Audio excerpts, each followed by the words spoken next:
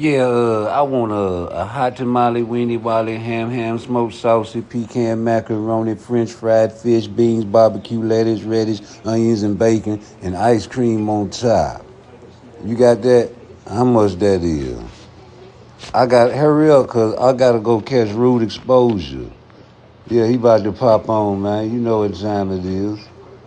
Come on, man. Tell them I'ma tip them to hurry up with my hot tamale, weenie wally, ham, smoked sausage, pecan macaroni, French fried fish, beans, barbecue, lettuce, radish, onions, and bacon, and some ice cream on top.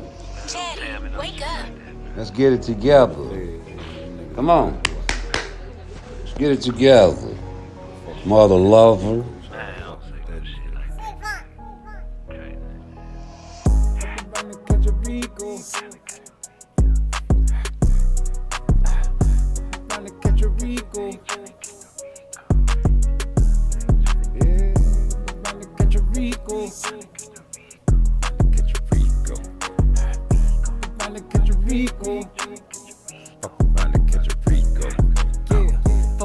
Catch a Rico, fucking with a Rico, but he got the heat though, plus he got the people, looking at his people, what you say you killing for your nigga killing people, better hit your Rico, man the pay's giving 45, but he got it on the low, chuck his tongue to get it high, got your people through your people, but you hurt the niggas, stitches, you gon' catch a Rico, catch a Rico, fucking catch a Rico, I ain't tryna catch no Rico.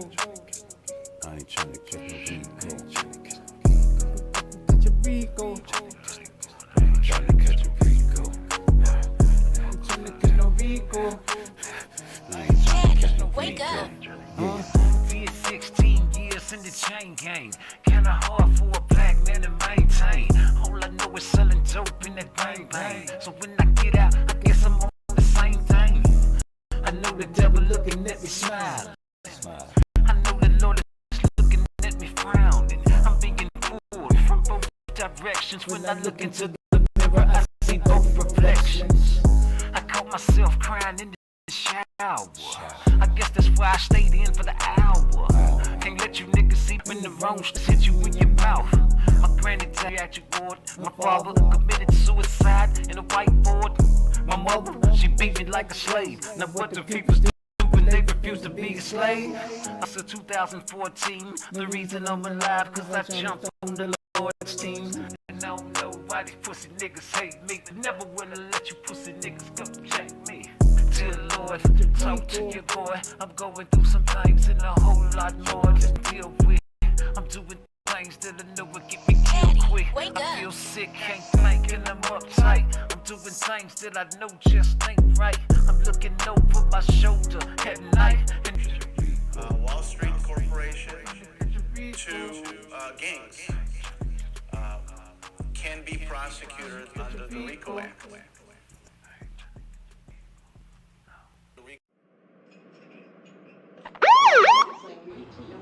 Yeah, I want.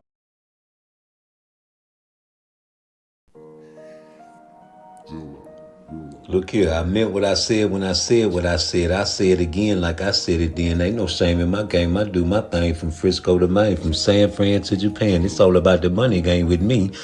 I need y'all Negroes, Caucasoids, and Mexicanos to hit my like, my subscribe, and get me up to 1 million subscribers. I need the world to hear my voice, Craig. Hey, baby, go get me some of them chitlins and bring me some Louisiana hot sauce. I don't want that Tabasco. I want some crackers and give me a cold drink. I'm about to tune in to Rude Exposure. Okay, man.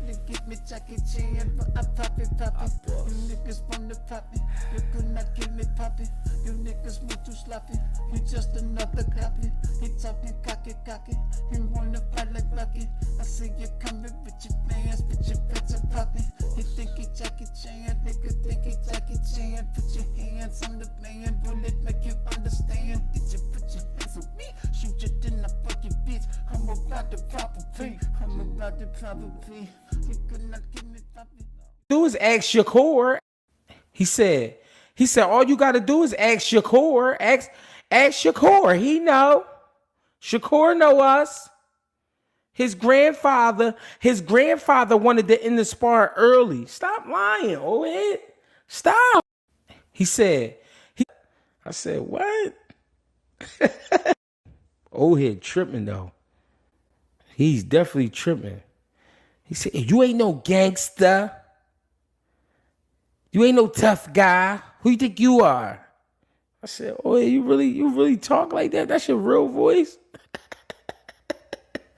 I used to think he was putting on a front. He really talked like that. He said, you want everybody to think you a gangster. I said, what? Old head tripping though. You know, it is what it is, man. All the gloves is off. Devin ain't going to box you, Ryan Garcia. He's coming to kill you. They thought the shit was sweet. They thought the shit was super sweet. They thought the shit was super sweet.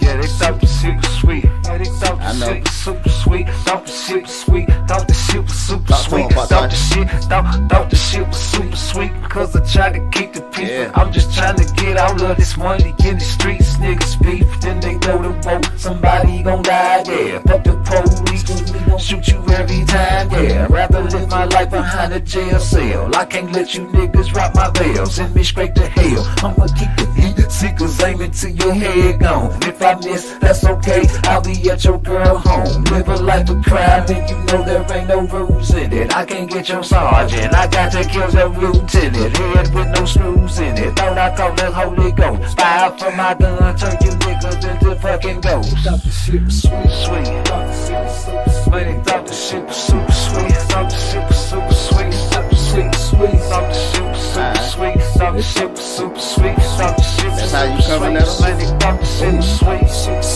Thought the shit was super sweet. Thought the shit was super sweet. Man, they thought the shit was sweet.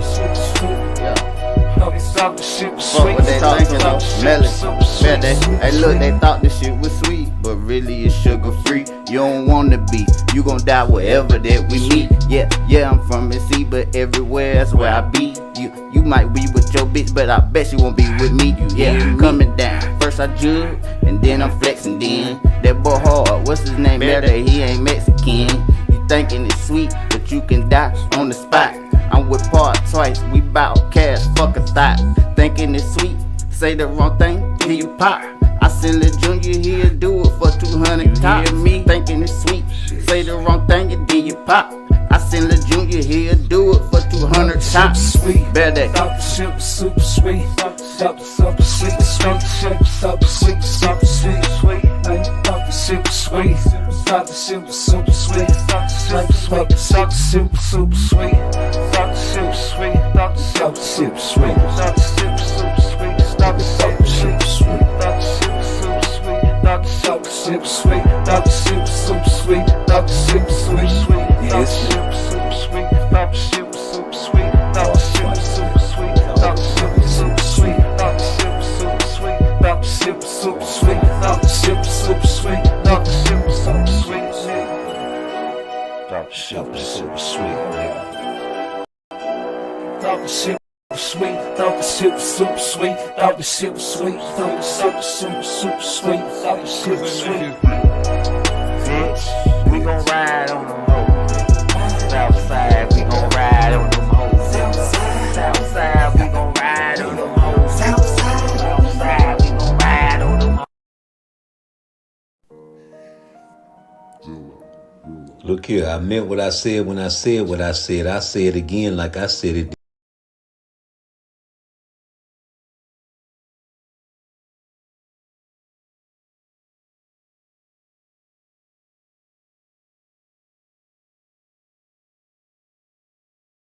Killing them in the streets right now. No, don't take that literally, folks. Just killing them in the streets. Homies over hoes. And now, I'm telling you, the clothing line's jumping off. This thing is, what do you say, Gelman? Off the hook?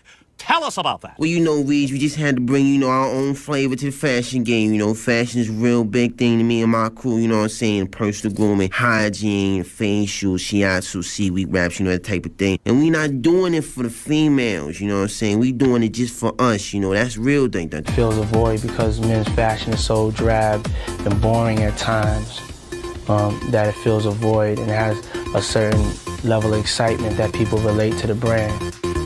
Over here with some of your new gear. Now, the vest isn't actually bulletproof, correct? No, not really, but it's a hot style, and pink is definitely the in color for this season. And here we have the Gangstalicious super long tee. Oh, that's long, baby, but that's the style, right? Oh, why is the backside cut out? I knew you were gonna ask that, and I like your attention to detail, Kel. I tell you why. That way, you don't have to waste time lifting up your t-shirt. You can get to your toast real fast, you know what I'm saying? Get the drop on a nigga. Not that we want the kids to carry guns or nothing like that, because we always tell the kids that ain't the way. Matter of fact, I had a song called Kids, That Ain't the Way. But if you got to pull a burner out on a nigga, this t-shirt could give you the half a second or more that may save your life. Now, this here is just amazing. Pearl necklaces.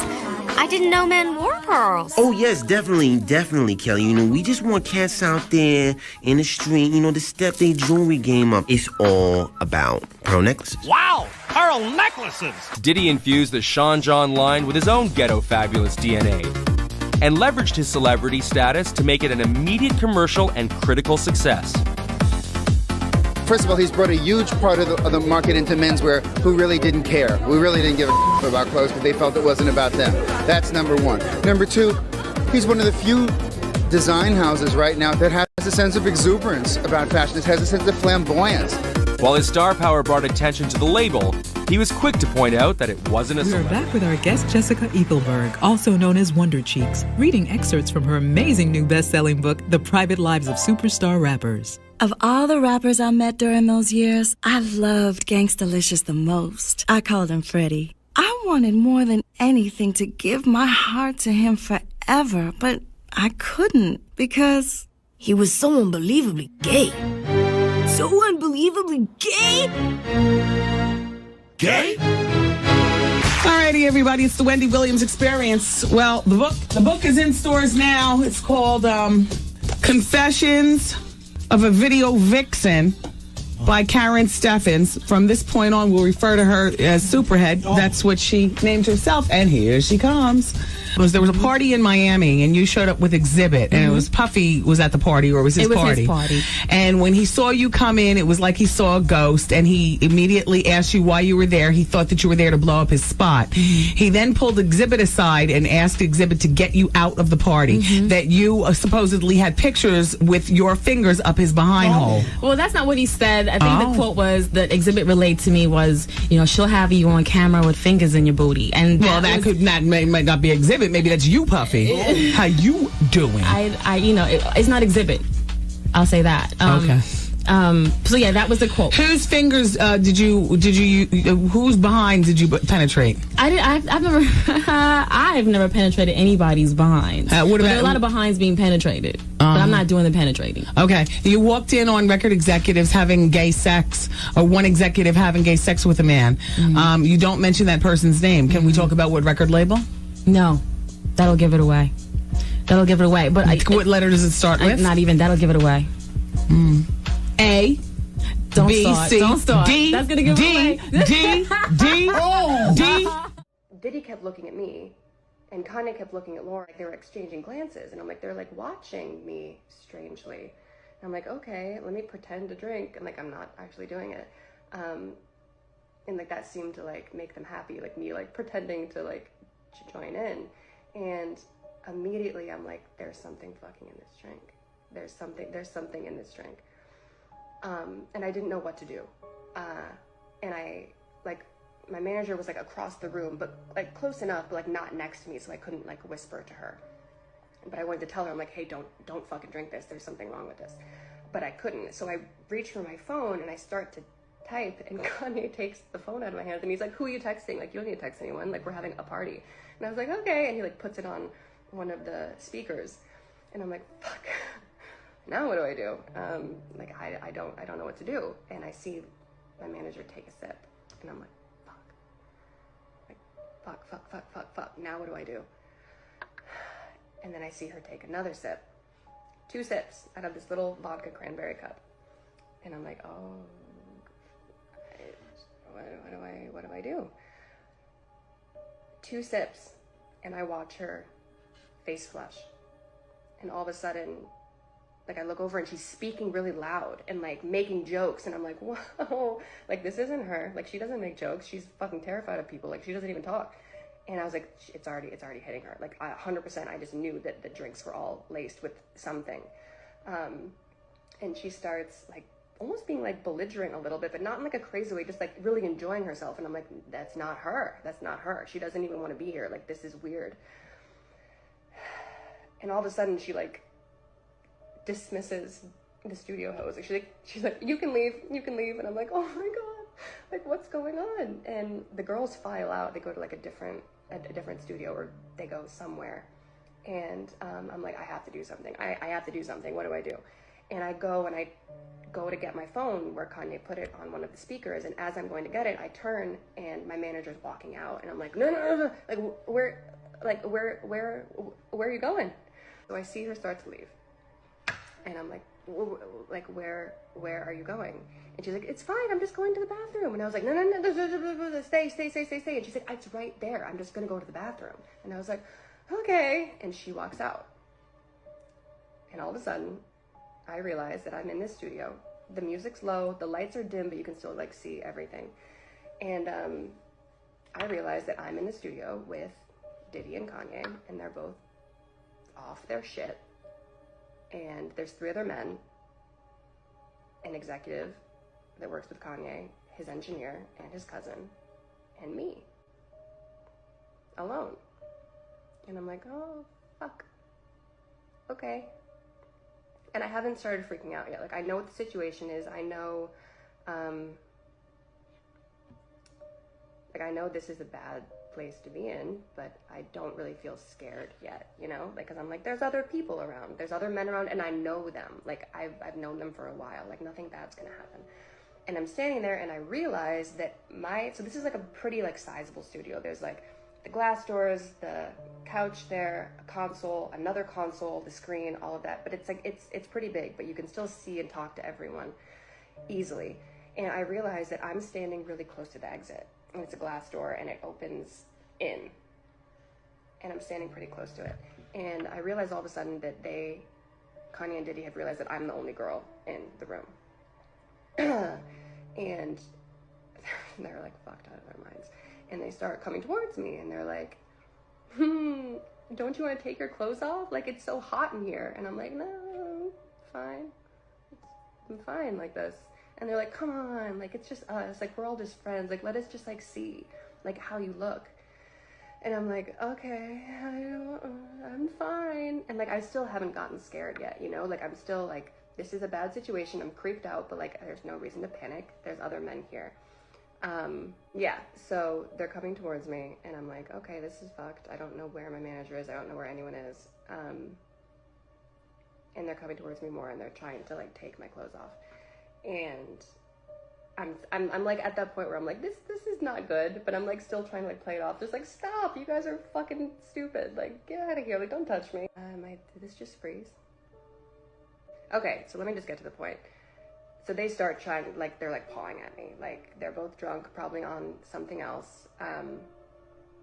And I start to get a little bit apprehensive because I'm pretty much like backed up against the wall. Like, there's only one exit and I'm pressed up against this door. And I'm still not completely terrified yet, but I'm like, you guys stop, like, stop. And they're getting to the point where they have like ripped my shirt off. And like, I'm like almost fully exposed at this point. And they're both coming at me. And I'm like, you guys, like, seriously, this isn't funny anymore. And I look to my left where his executive is. Like, we know him pretty well. Like, we've been around him a lot. He's literally 3 feet away from me. Like, if I reached and he reached too, like, we could touch. Like, he's that close. And I look and I'm like, hey, like, I give that look where I'm just like, come on, like, step in. Like, this isn't cool. Like, you're a grown man. Like, you're like 50 years old. I know you have a family. Like, you know this isn't right. Like, do something. And this is the part that for as long as I live, I will never fucking forget. It isn't actually the aspect of being sexually assaulted. That's not what haunts me. It's this. It's as these two grown men were pawing at me, trying to take my clothes off, I look over to this man asking for help, and I literally mouth the word help. And we lock eyes. And he looks away. I'm like, okay, there's two more men in the room. And I look to his engineer next, who's sitting right next to him. And I know that he's married, and he just had a little baby girl. And I'm like, okay, he's gonna do something. And I look at him next, and I'm like, okay, like, do something, say something, do anything. And he looks down at his phone and starts texting. And then I was like, oh, fuck. I look at Kanye's cousin next, and I'm like, do something, you know, like fucking do something. And he spins his chair around. And that's when that, like, gut-wrenching fear set in. And I was like, oh shit. No one's fucking saving me tonight. No one's gonna do anything. No one's gonna do fucking anything. And that's when I was truly fucking scared. At this point, they had ripped my shirt off, and they were trying to get my pants off. And I realized that I was completely alone. And I closed my eyes for a second. And I was like, God help me. When we talk about A side and B side, that's why they always say, nah, we don't want to talk about that. The fans just want to wonder. Nah, we're gonna talk about the A side, because that's the person who's gonna dictate the terms. Yeah.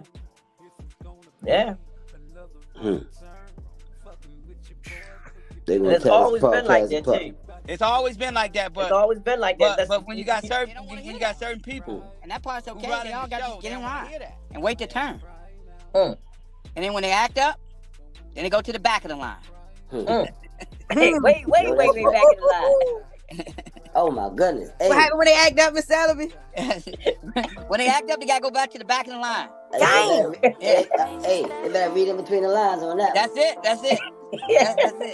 And I did an interview yesterday, and I had them die laughing. I said, when you bring the disrespect, you don't get no check. Yo, he killing it tonight, yo. Man, because it's just like, you know, when you really think about it, if somebody's being very disrespectful, why would you want to bless them? Yeah. When you just think about it, and we just saying life, forget a fight. If somebody's disrespectful, why would you want to put them in a situation where you're actually blessing them? Right, yeah. And everybody, and as it relates to boxing, all these fighters make a bunch of money. But there's levels to the money that you can make. You know what I mean? Mm-hmm. He could drop the mic right now and walk off. He killed it, yo. Hey, all the stuff I've been saying, everything I've been saying, he just...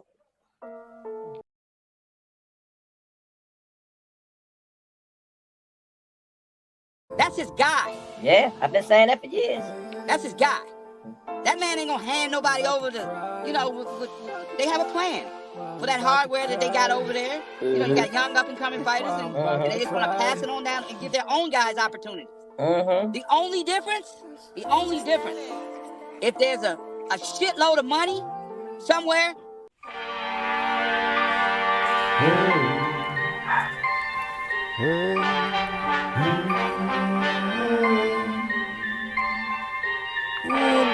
Lord, ja.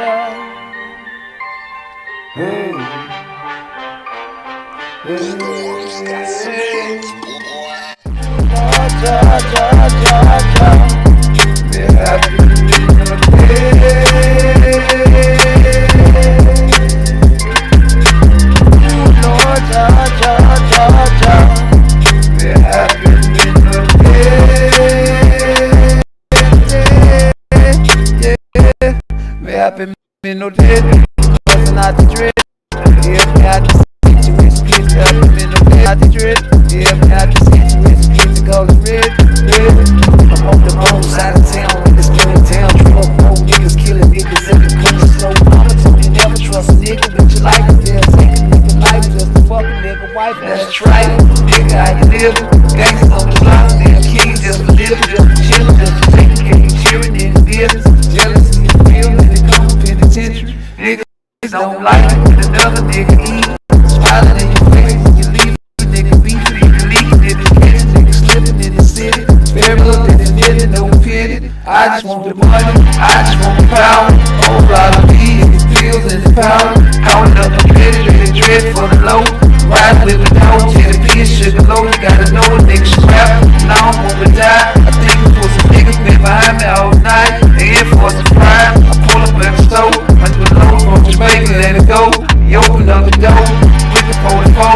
Before we let it go, let the pussy niggas know. My niggas should be going from Jamaica, let it go. He opened up the door. With the 44. Ooh, ja, ja, ja, ja, ja. Yeah, I been no day. Yeah. Yeah. You know that? Yeah. You know that? Blah. You know that? Blah. Yes, sir. We up in this bitch. Rude exposure. It's rude to tell the truth in 2024. Hey, Angel, I see you. I see you, Angel. Taking up for your man. Free Diddy, he innocent. I see you, boy. I ain't even know. I ain't even know, and I ain't even mad at you. We don't do no gay bashing over here on Rude Exposure. You know what I'm saying? If that's what you like to do, you can still hit the like, the share, and the subscribe. As a matter of fact, you can hit the bat line. You can call in too, goddammit. Angel, you can go and call in, man. Y'all give that man a round of applause, man. Hey, man, it's hard coming out the closet in 2024, but not no more. You know what I'm saying? So everybody, you know, it's a new world now, man. You can come on out the closet now, brother. You know, you said free Diddy. You say free Diddy, huh? Oh, man, you know he got some sex tapes out there, right? Hey, Angel, they got some sex tapes out there and they trying to shop them around, bruh. No, I'm not bullshitting. That's why I went live. You know, they got sex tapes of Diddy and someone that is more high profile than Diddy on the tape. Not a female, a male. And I know by looking at my chat and the way my chat is set up, I can read it like you can read it. And I see Angel said, free Diddy, he innocent. And I was just wanting to let him know that I salute you for coming out the closet, brother. You know what I'm saying? It's 2024, brother. We don't gay bash over here, homie. And we want you to feel welcome at this channel. We got the bat lined up. You can call. You can hit the Cash App PARTTWICE. You can motherfucking, you know what I'm saying, like, share, and subscribe. Tell all your friends to, you know, subscribe to Rude Exposure. And we just want to let you know there's some sex tapes out there going around and they trying to shop them off. So that'll be some of your interest if you probably try to shop. You got your little money. You get your little money, might be able to buy you a Diddy tape. Yeah, but real talk, no joke. They got a tape out there with a high profile celebrity, more high profile than Diddy. Now I want to know, who do you think that is? Let's think about it though, cause I remember the vacations, homie. P. Diddy, and who else went on a vacation? Men going on vacations to other countries. Who did that with Diddy? It was quite a few now. You only take friends on vacations, right? Usually if you take a guy with you, he got his girl and you got your girl. You know what I'm saying? I just want to know who went on that vacation.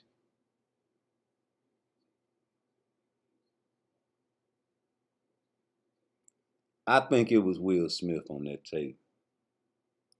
I remember Will Smith and Diddy was a item. Y'all don't remember that? I think I remember seeing them on a boat together or in some water. Let me see. Yeah.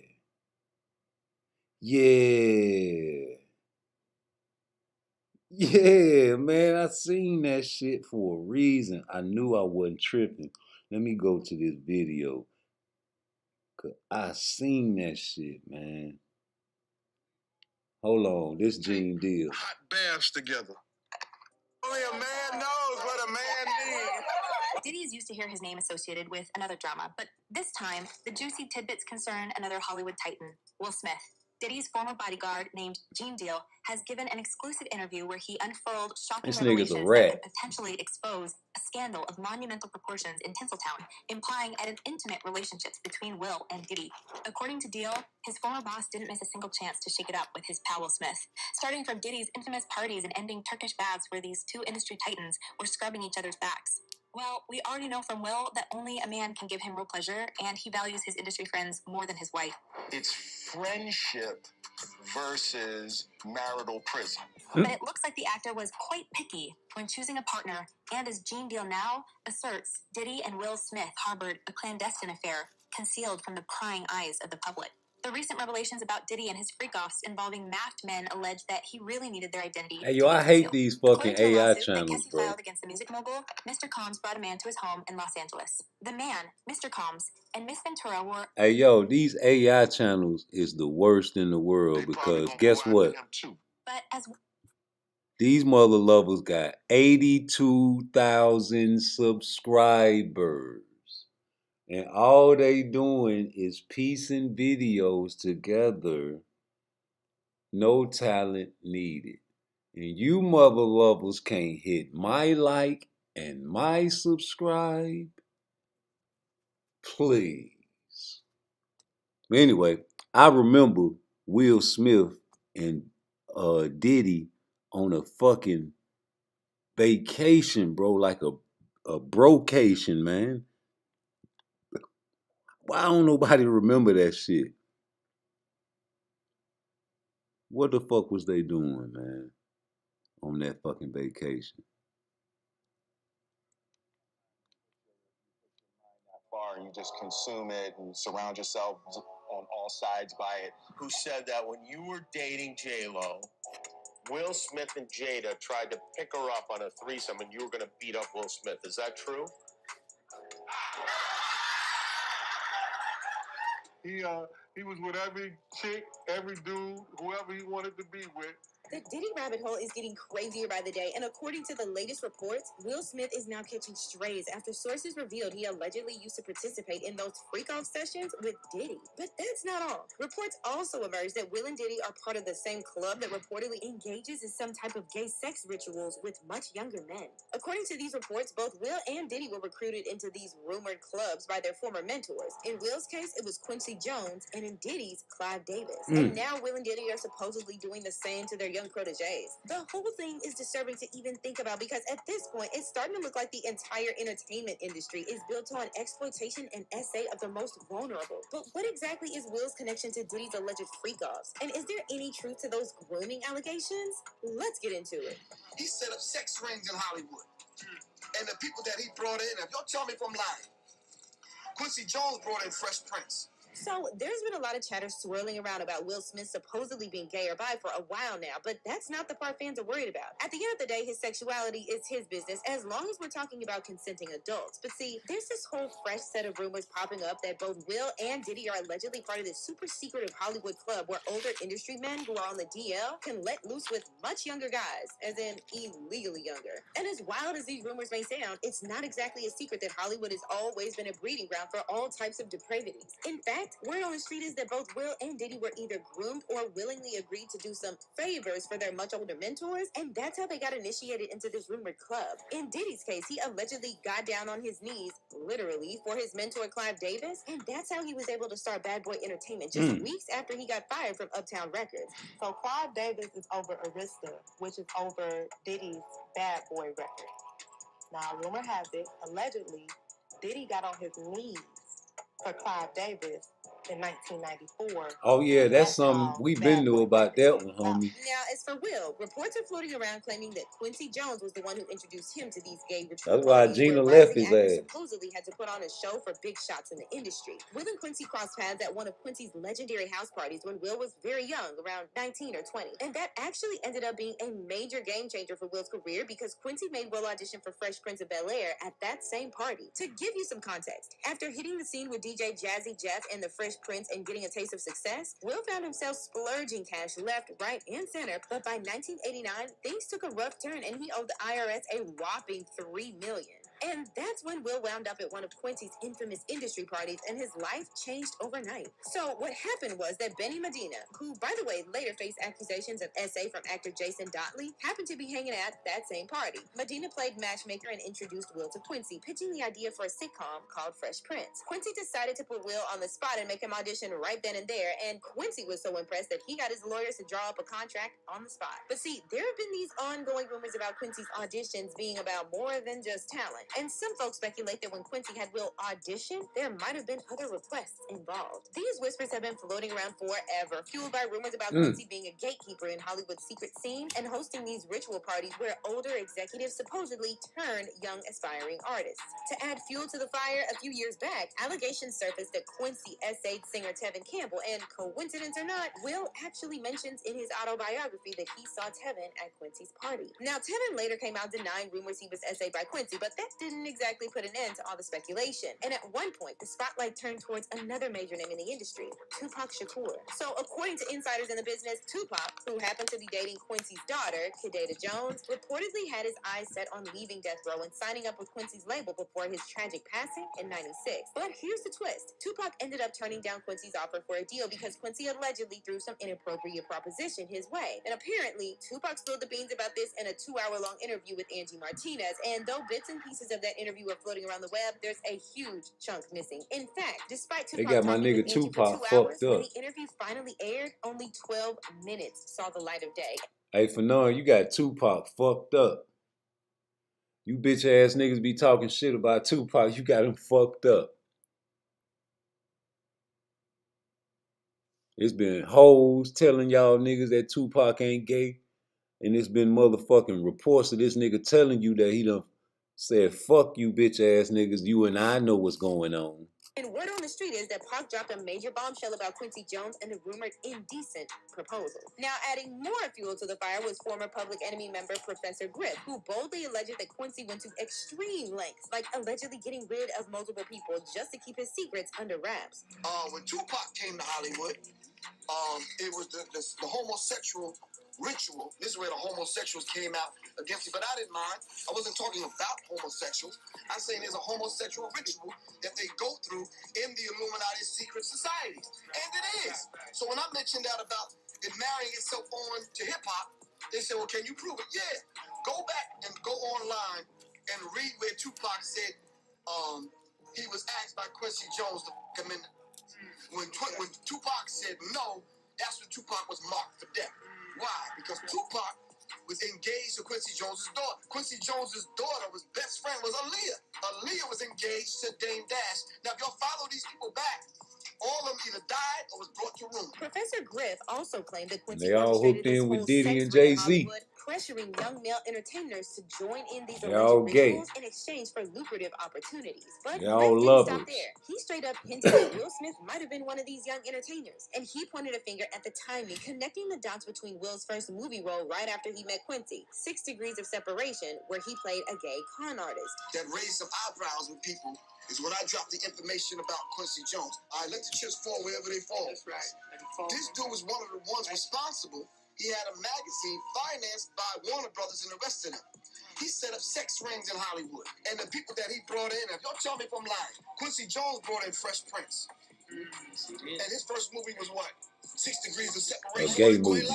Now, there's been a lot of buzz suggesting that once Will achieved a higher Will status in the Smith's first industry, he movie was a allegedly gay movie. started grooming younger artists and recruiting them into Quincy's secret club. And one of the young artists was allegedly Empire star Bryshere Gray, who suffered a mental breakdown and developed substance issues shortly after Will started mentoring him. By the way, Jaguar Wright suggested in one of Hey his yo, interviews. I didn't know that nigga went crazy, bro. That nigga doing gay porn and OnlyFans and all kind of shit. The little young nigga that used to rap on Empire. Little weird nigga now, man. That Both shit Will and crazy. his wife Jada traumatized a lot of young men with their so-called mentorship, and she named Bryshere as one of their alleged victims. They're both bisexual. They do weird things in their house, and young men have left their house screaming to get away from them in their mentorship. Meek Mills, Bashir Gray left that house and screaming. August the only one that stayed, and I guess he was really sick. He needed out. Amen. Amen. And that was they kids' friend. What's even more disturbing is that Jaguar later suggested in another interview that Will and Jada might have traumatized their own son, Jaden. These people have collectively, including Will Smith, let's not leave him out. Why your son hate you, nigga? Why does your son hate you? Well, what did you do to Jaden?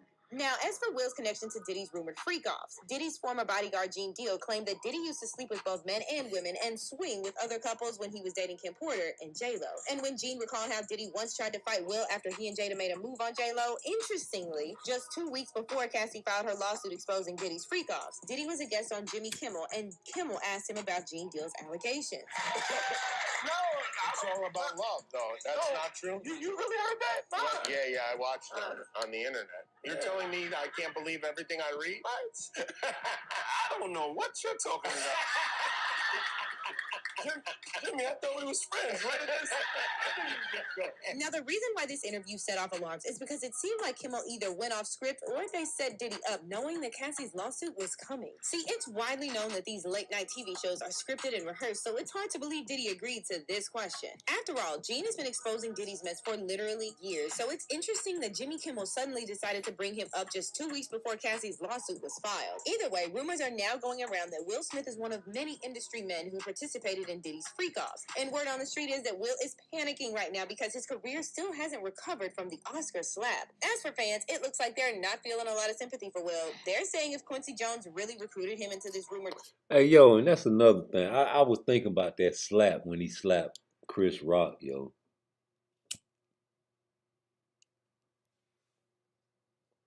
That nigga wasn't even finna slap that man at first till he looked at Jada Pinkett. Jada Pinkett be putting that strap on fucking Will, bro.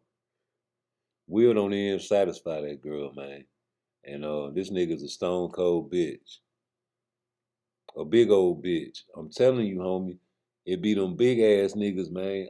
I never forget, I was like 20. I had just had my baby. And I went to state prison, nigga.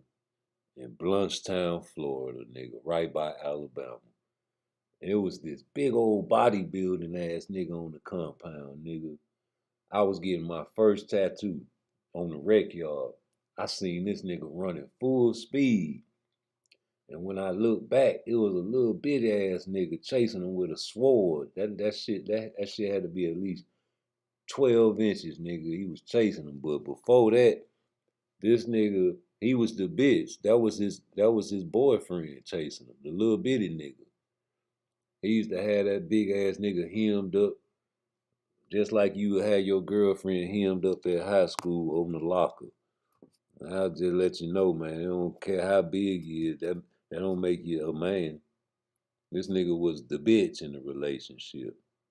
And he must have did something to piss that little motherfucker off. I was like, God damn, if he catch him with that knife, It's over with. Yeah, but Will Smith is a bitch. I think he the one on that tape. Will was old enough to know better, and he could have broken the cycle instead of allegedly doing the same to other young men. One fan said, Will could have walked away like the others. I believe this is what happened to Jazzy Jeff. He walked away. As for Quincy, fans are definitely looking at him sideways. Someone said, so Quincy helped the early careers of Will, Tevin, and Michael Jackson. Then want to sign Pac, and he has some kind of relationship with Puff also? Okay. But how do you feel about these stories claiming Will and Diddy took part in gay ritual parties? Do you think these parties are a real thing or another conspiracy? Well, you made this video 7 months ago, baby. So yes, they're real, and we been knew they was real, little mama.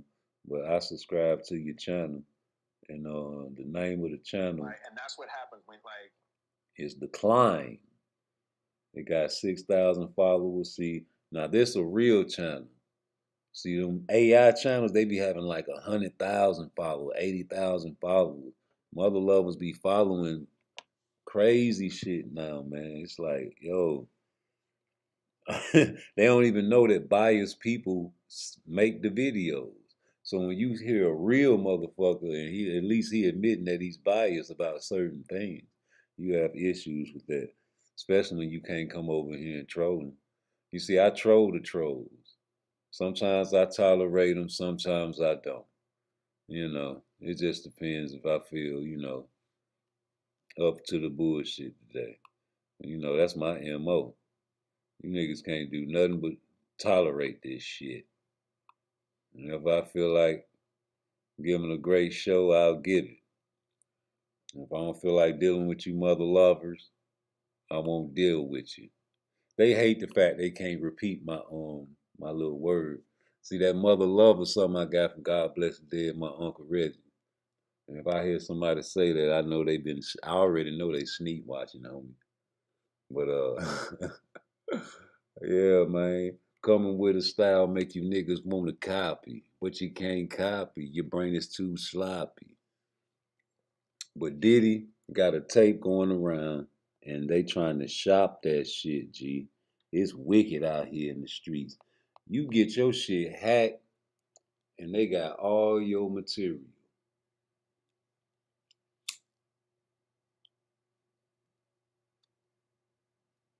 You go to these parties, your shit come up missing.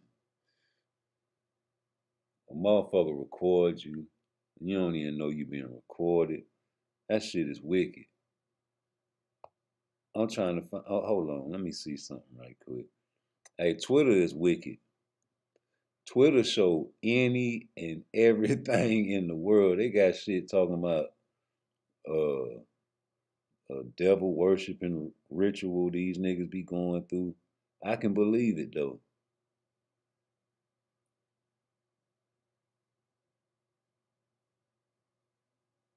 I can truly believe it.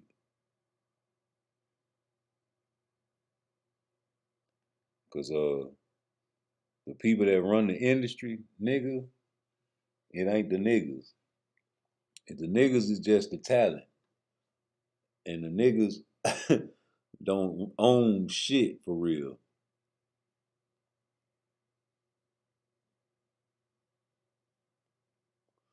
Man, Ghana living his life.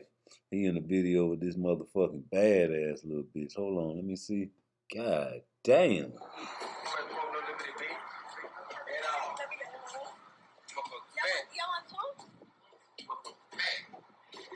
That ass bitch. Big old booty, man.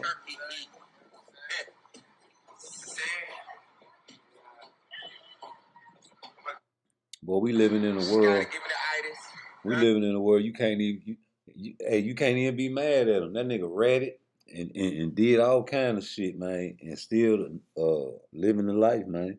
It's a different world now, boy. That nigga couldn't have been tolerated back in the 90s or the early 2000s, for real. That nigga would not be around that bitch doing no shows, boy. 90s. For real. That's crazy. You couldn't even be coming in the trap with no motherfucking video camera, nigga. They'll think you the police, boy. Fuck you got the camera in the trap house for, nigga. You the police, nigga. Where the fuck is these, that's all I be looking at on my timeline is female fights and big booty hoes, right? So that's all that be popping up. These hoes be getting beat up on my shit. What's the name of this channel? Oh, this a female I follow. She love posting fights. I don't know, ever since I was little, I love to see bitches fight, boy. That's why I love female boxing. Oh man, niggas locked up. But yeah, Diddy got a lot of friends, right? But his main man is Jay-Z and Will Smith. They said somebody more high profile than him. Jay-Z more high profile than Diddy, but I think they both rappers. I think they talking about like an actor or a politician, or I don't think it's T.D. Jakes, because he's not that high profile. The world know Will Smith though.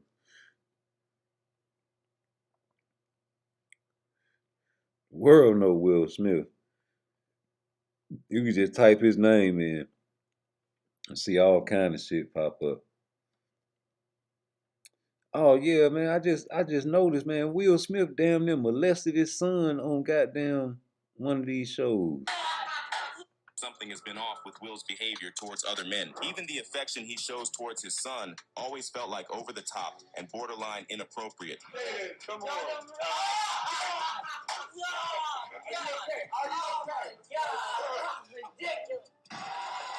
He be kissing his son in the fucking mouth, and his son hate that shit. If this is how Will treated his something has been off with Will's behavior towards other men. Even Yo, I just watched this video on Twitter, man. This man kissing his fucking son on Ellen, and his son trying to run off the couch. He holding him down, man. Yo, his son traumatized, G. Yeah, and I played that list too of that fucking all his the Diddy list, nigga. Yeah. He got the Diddy list now. Hold on, where that motherfucking Diddy list at?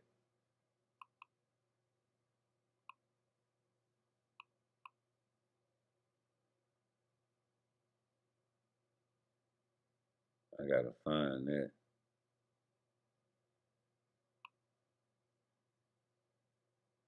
P. Diddy with the keys to the city, man. That man gave him the keys to the city, nigga. Which one that is? No, that ain't it. I'm gonna find that bitch. Yeah. It's your lonely. No, that ain't it.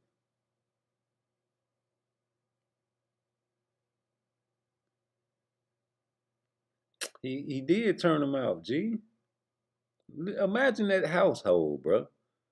Imagine growing up in a house with a lesbian, bisexual woman and a bisexual man that's really throwed off in the brain. Both of them both throwed off. And you a child, and they probably like pedophiles too. Like a lot of them people in Hollywood putting them people on that pedophilia shit, bro. California is wicked. So ain't no telling what the fuck he did with that boy, man. That shit crazy, homie. And then that's when Puffy came in. He was like,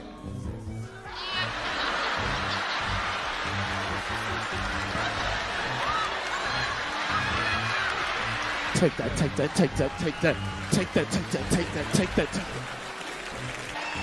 Puffy tried to roll up on me.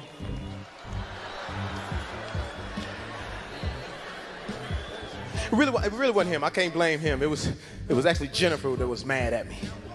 But he was just trying to come to her, honor or whatever.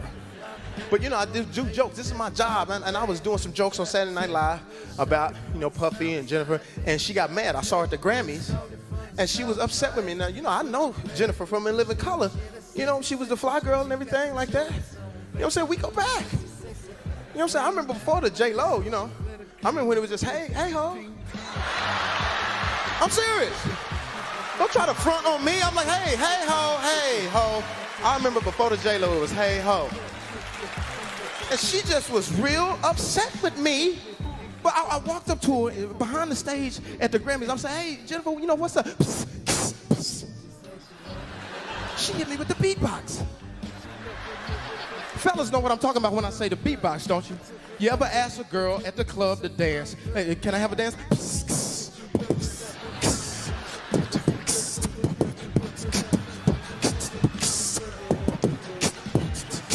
What the fuck are you, Dougie Fresh? So she hit me with the beatbox. I'm like, yo, Jennifer, J-Lo. Hey ho,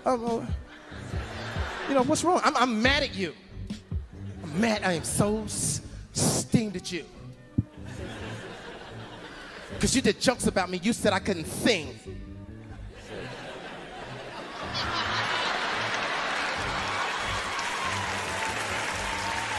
Come on, man. Keep it real. I'm going to keep it real. Oakland, we going to keep it real. I do what I do. You do what you do. Keep it real. There's only one time in my life that I can really say that I had a concussion. Yes, sir. They been calling J-Lo a hoe. Them girls that really be with these guys are beards. They not real. They know they secrets, and they just there for the, for the ride and to cover up for them. That shit been going on way before what we even been born. Like, look at Bill Cosby's wife. Think about all the bitches he done had come out trying to get money from shit he did back in the 60s, 70s, the 80s. Camille been with that man since the 60s. She know all that man's secrets. These girls be with the menage a trois too. Just like God Bless the Dead Kim Porter. She was with all that shit. J-Lo.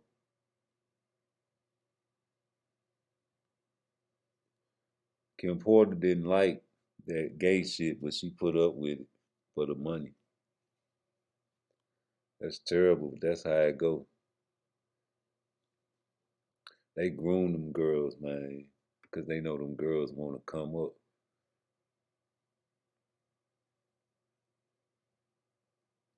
But if you in a house like Will Smith and Jada Pinkett and raising children, two people that's really throwed off, the children gonna always tell it, because you are who raised you.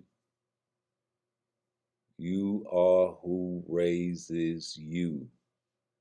And the people that's scared to death,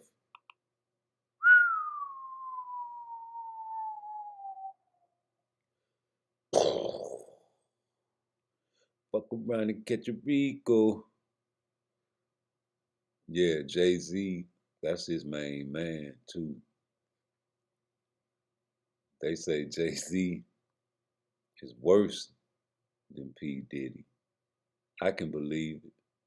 God bless the dead, Big L. Big L, you wouldn't even know about Jay-Z if it weren't for Big L, G. Straight up. And Big L was my main guy back in the days. If I was gonna listen to some niggas from New York, it was either like everybody listened to Wu-Tang when they first came out, but like street niggas was listening to shit underground. Niggas knew who was the real guys. Like I fuck with, if I'm gonna listen to some New York shit, let me name some New York artists. I fuck with Styles P, The Locks. I fuck with I really fuck with Styles P more than I fuck with Jada. I fuck with DMX. When I was young, I fuck with Public Enemy, Big Daddy Kane, Eric B, Rakim, I fuck with who else I fuck with in New York? It's a few artists I fuck with, but not too many. You know what I'm saying? We really didn't rock with Jay-Z like that down here. You know, he was alright, but we'd rather listen to Nas than Jay-Z. We like when he ethered his ass. You know what I'm talking about? We was on that shit. We like Dipset. We like Cameron. We weren't fucking with Mace. We weren't fucking with Diddy. We weren't fucking with Mace and we weren't fucking with Diddy. And when Mace went and got that church, we was all talking about like, yeah, nigga, you went and tried to find Jesus because Diddy was motherfucking playing with you, nigga. Then all the stories come out. You know what I'm saying? He come back rapping and shit, but then the story come out with Cameron talking about he came up in there and seen a dildo on his sink. I'm like, see, there you go. There you go. Ain't no man gonna be living in a spot with a dildo on the motherfucking sink, nigga. Talking about this Diddy's. Okay, cool. Now all this shit coming out, okay. Let's see what the tapes reveal in October. What's this motherfucker? I love you, mommy. You're not my girlfriend. All the Diddy tapes. You're not my girlfriend. Yeah. Why you doing this? You're not my girlfriend. Why you doing this? Sucking like my girlfriend. You're not my girlfriend. Why you doing this? You're not my girlfriend. Hey! Why you doing this? Sucking like my girlfriend. You're not my girlfriend. Why you doing this? Sucking like my girlfriend. You're not my girlfriend. Why you doing this? Sucking like my girlfriend. You're not my girlfriend. Why you doing this? Man, let me stop. That's funny to me. You understand me? Devin Haney too. You in the pool with that man. The only boss I ain't seen hanging with him is Shakur. I'm just saying, we ain't got to worry about no Shakur at the Diddy parties, huh? Yeah. Woo.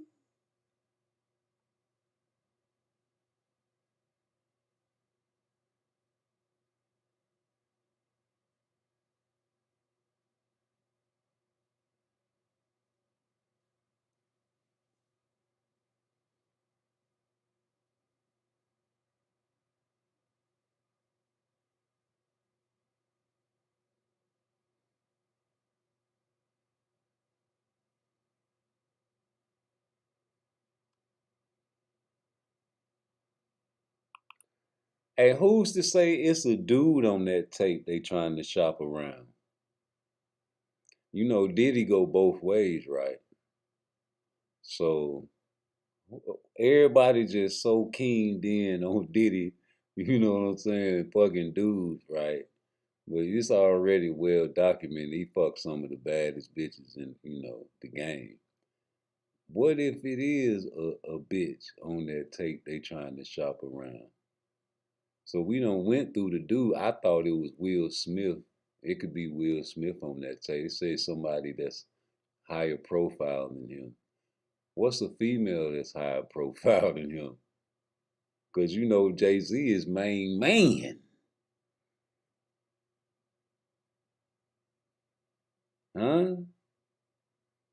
Gotta cater to your man. Huh? I need a girl then right. I need a girl in my life. I need a girl. I need a girl. Man, what if that's B on that tape? Nigga. Conspiracy. Hey, we don't know. They say they trying to shop it around. I'm trying to figure out who own it. Shout out to everybody with this type of minds that think like me. I don't like to think like everybody else. I want to see who the fuck is on that. I mean, That's a possibility, but like I said, if it's Jigga, they kind of on the same level. They both rappers. They both got a lot of money. You know what I'm saying? Diddy he had Ciroc. He had a whole bunch of shit. Jay-Z was fucking with the NFL and all that shit. You know, these guys are rappers. I'm talking about, they said somebody higher profile than Diddy. Diddy is more known really than Jay-Z if you think about it, because Diddy is on all the party scenes. He's everywhere, partying all over the globe. He's a party guy. You heard Suge Knight. You want somebody that ain't gonna be in all your videos dancing. He in all the videos, nigga. He ain't gonna sign you and he can't get in your fucking video. Yeah, man. We trying to figure out who is on this tape they trying to shop around with Diddy on it. He say it's a high profile artist, or not an artist, a high profile celebrity. Higher profile celebrity than Diddy on the tape, a sex tape they got floating around Hollywood, and they trying to shop it off and see if the person want to buy it from them. Yeah, so I'm trying to figure, this is real news. This shit is wicked out here, man. Y'all think it's a game. I want to find out too. Who the fuck is this shit? Okay, let me try to oh man. Diddy got the internet broke in half. You hear me? Man, if it's Ellen DeGeneres, bro, that'll be wicked, man.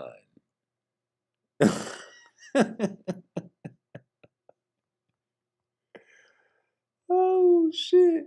I'm really thinking like, cause everybody think it's a man on this new tape, right? What if it's a fucking dude, man? I mean a bitch.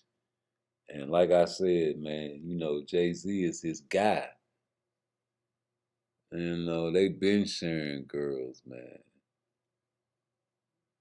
Oh yeah, man, they been on that type of time, G. Ain't no telling. I still can't get over Meek Mill dressing alike. Ah, damn, who is this shit? I'm trying to brainstorm because, like, they say Beyonce on drugs. Y'all ain't heard that rumor? Say Jay got that girl geek. What if that's true?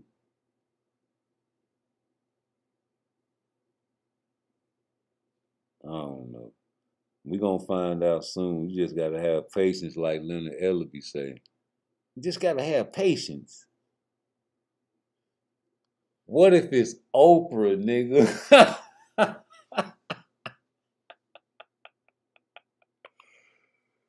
Fuck you. Oprah know everybody, nigga.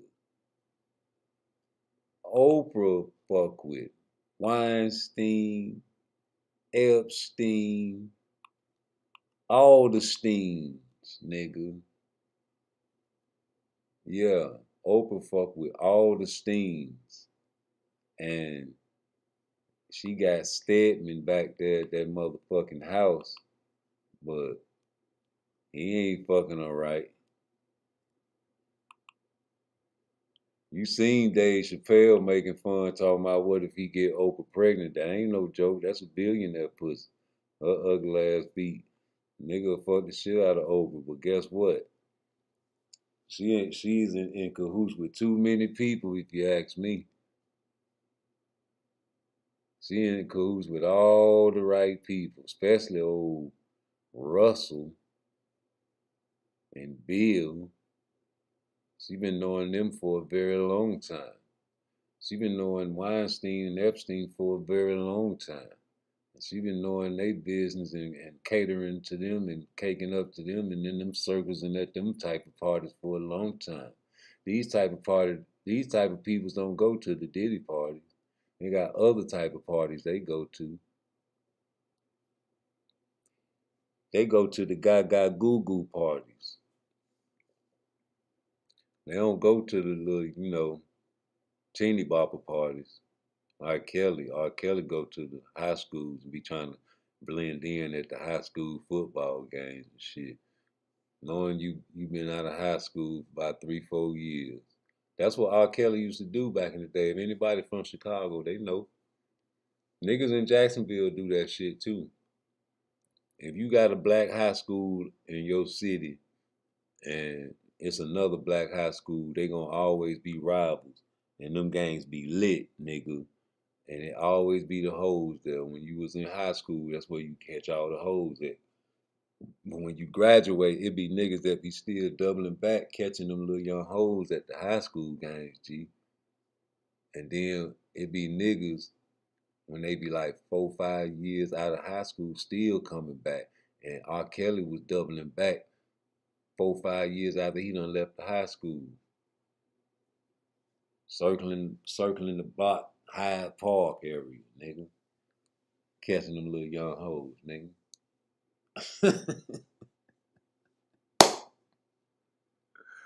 Yo, but these mother lovers, they want the gaga goo-goos. And they had them parties on private islands. Yeah, they be over there on Gilligan Islands. They playing. Yeah, dope falling from the sky. I'm telling you, boy. It's gonna be ugly as hell, man, when we find out it might be LeBron. And we go back to the nigga side of the game. That'll hurt too many people's hearts. That'll hurt too many people's hearts if it was LeBron James. And it ain't no party like a Diddy party though. You know what I'm saying? So, and the way he was sipping that wine, it looked like he wanted to swirl that bitch. And you know how you get the wine, the girls be swirling it, to mix it up.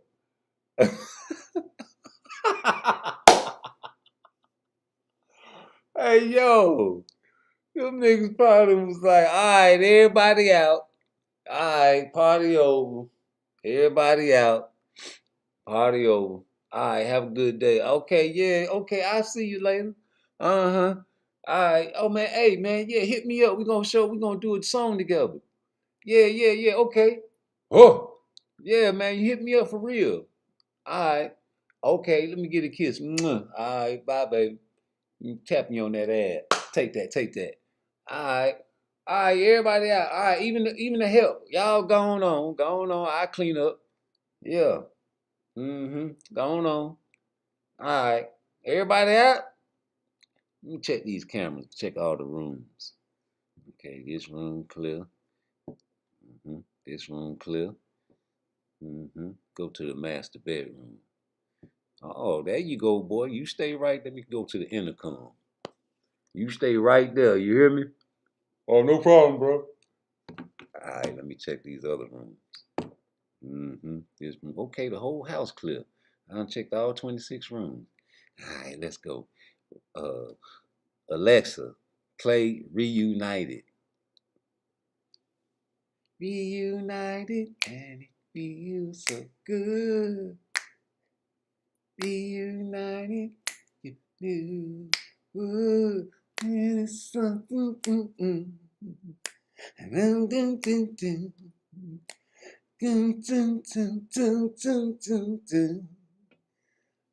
Nigga, open the door. What's up? What's up, Playboy? I told everybody to get out, but you just said you just want to be hard-headed, huh? Okay. I'm gonna make you take that. Huh? Everybody going for real? Yeah, everybody going for real.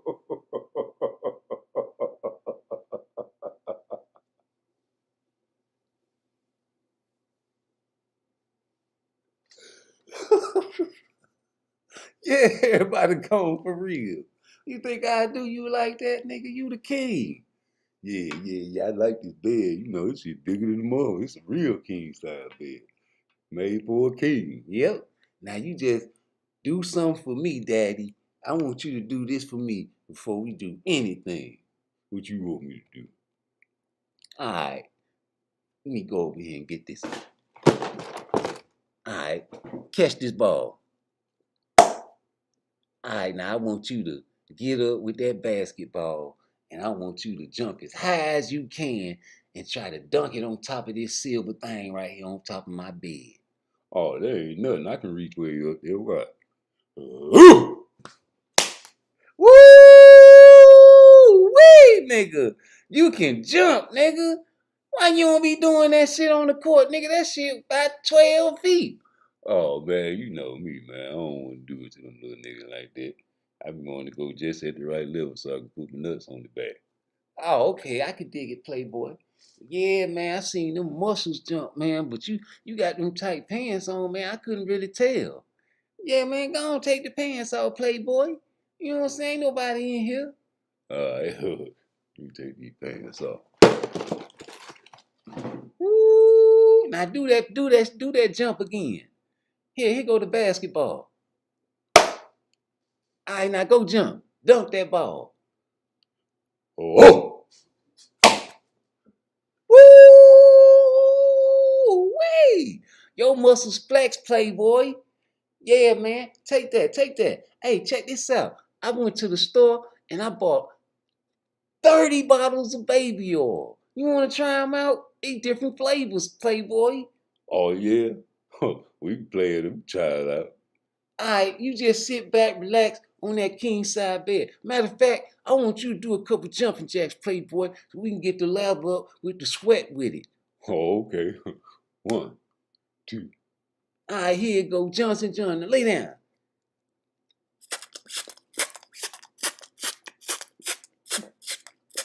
Woo, that thing cold. What you have in the refrigerator?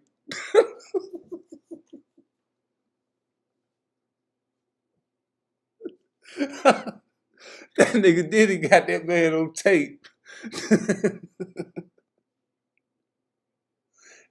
He squirting that motherfucking baby oil talking about, take that. Yeah, nigga, the man got LeBron on the tape, man. But what if he got Beyonce on that tape, nigga? Oh, man, I can picture that day. Woo-wee. Oh, what's up, Playboy? I got a treat for you on your birthday, yo. Oh, yeah, what's up, JC? What's up, Playboy? Yeah, man, I got a treat for you on your birthday, Playboy. Why don't you just come down to the mansion? Me and B over here. We sent the kids out. You know what I'm saying? All right, man, I'll be over there in a minute. I need to bring somebody with me? Oh, nah, you ain't got to bring nobody, Playboy. You just come by yourself. It's gonna be me and B. All right, Playboy, here I come. Oh, nigga, get over there to the motherfucking mansion, nigga. Nigga go Diddy bopping inside the front door. He know it got to be a treat on his birthday. Huh? Yeah, he meet up in that motherfucker. Come up in that door. Oh, yeah, won't you come upstairs with me, Playboy? Take your shoes off. You know, you can't walk on my carpet with your shoes on. Oh, I'm sorry, Playboy. Take that. Nigga run upstairs. That nigga run upstairs like a kung fu master. Nigga walk in the room, nigga. Beyonce and that motherfucker in all white. Snort some cocaine that's the color of pink.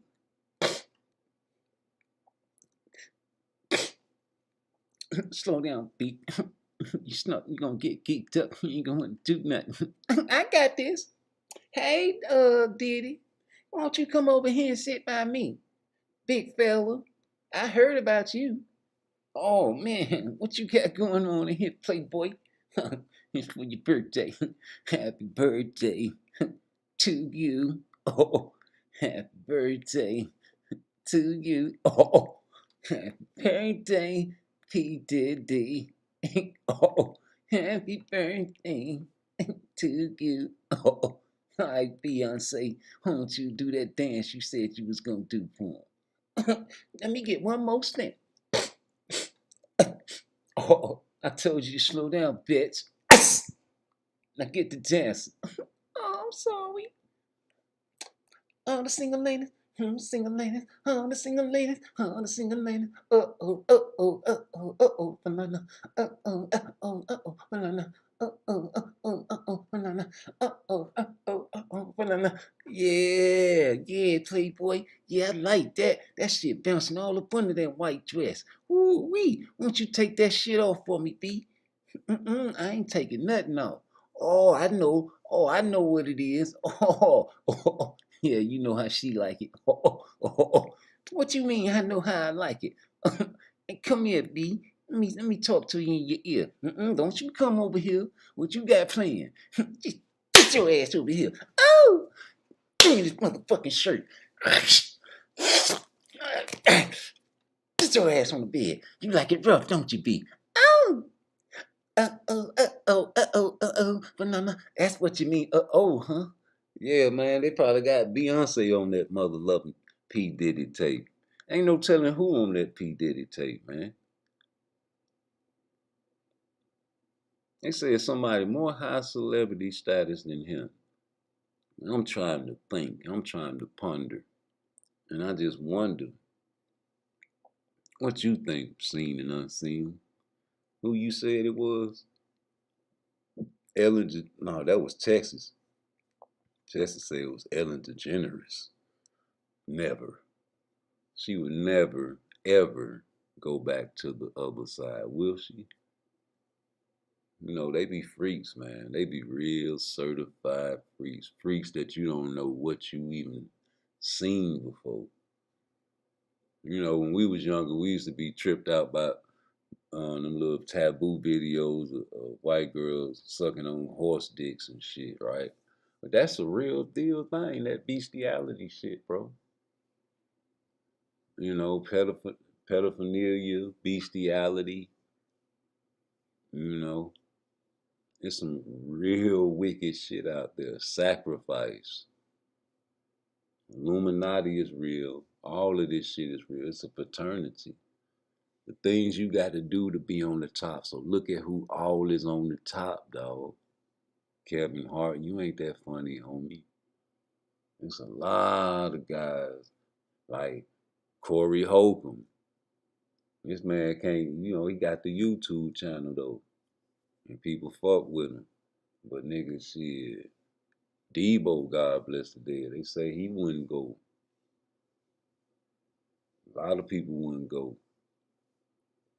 Took a long time for Bernie Mac to get his shine, man. He couldn't be denied.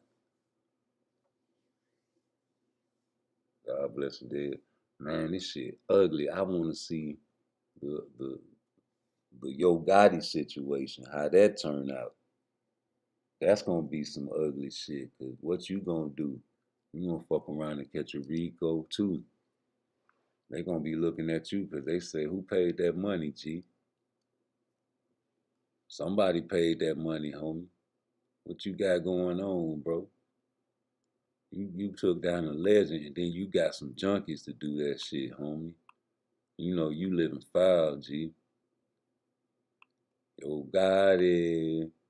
Them people already probably was already investigating you because before Yo Gotti and Dolph was beefing, nigga, them niggas was doing their business in the city before all that shit, man. If you on top and you doing your business, man, homicides come with that death. That ain't no military secret, man. There's a lot of people that want a Big Juke dead. These boys ran the city, homie. Fuck rap. What is rap, man? What is rap? What the fuck is rap, man? So to say that God bless the dead young Dolph people got something to do with Big Juke death, that's speculation. You know what I'm saying? And you living that lifestyle, man, and they niggas see opportunity to catch a body. Why wouldn't I go get a free kill and they gonna blame it on Dolph people? And I've been trying to get you for a long time. And I caught you slipping. And maybe Dolph people was laying low. But we ain't laying low. That's how that gang go, G. I'm sorry if you don't feel like that. That's how that gang go, G. Them niggas was wicked. And to say that Dolph was clean, you can't say that either, because He was in the game too, and you got your own neighborhood. You got your own people, and you feeding them. You gotta be good to your neighborhood. Get the turkeys out and do like Nino Brown, man. But you gotta crush your enemy. And you know, before you beefing with Yo Gotti, man, you had enemies. And you got killers on your team because you see how quick the retaliation was when Dolph got killed. Immediately. Man's daughter got killed. Ain't no plan. Couple four, 3-4 niggas got killed. So we gonna see that this boy got life. And one nigga talking about he ain't snitching, but you did snitch. Cause you snitched to get this nigga in the penitentiary. You snitched to get your boy locked up. You say somebody had to take the charge. You was either gonna kill that boy, and he was smart to leave Memphis.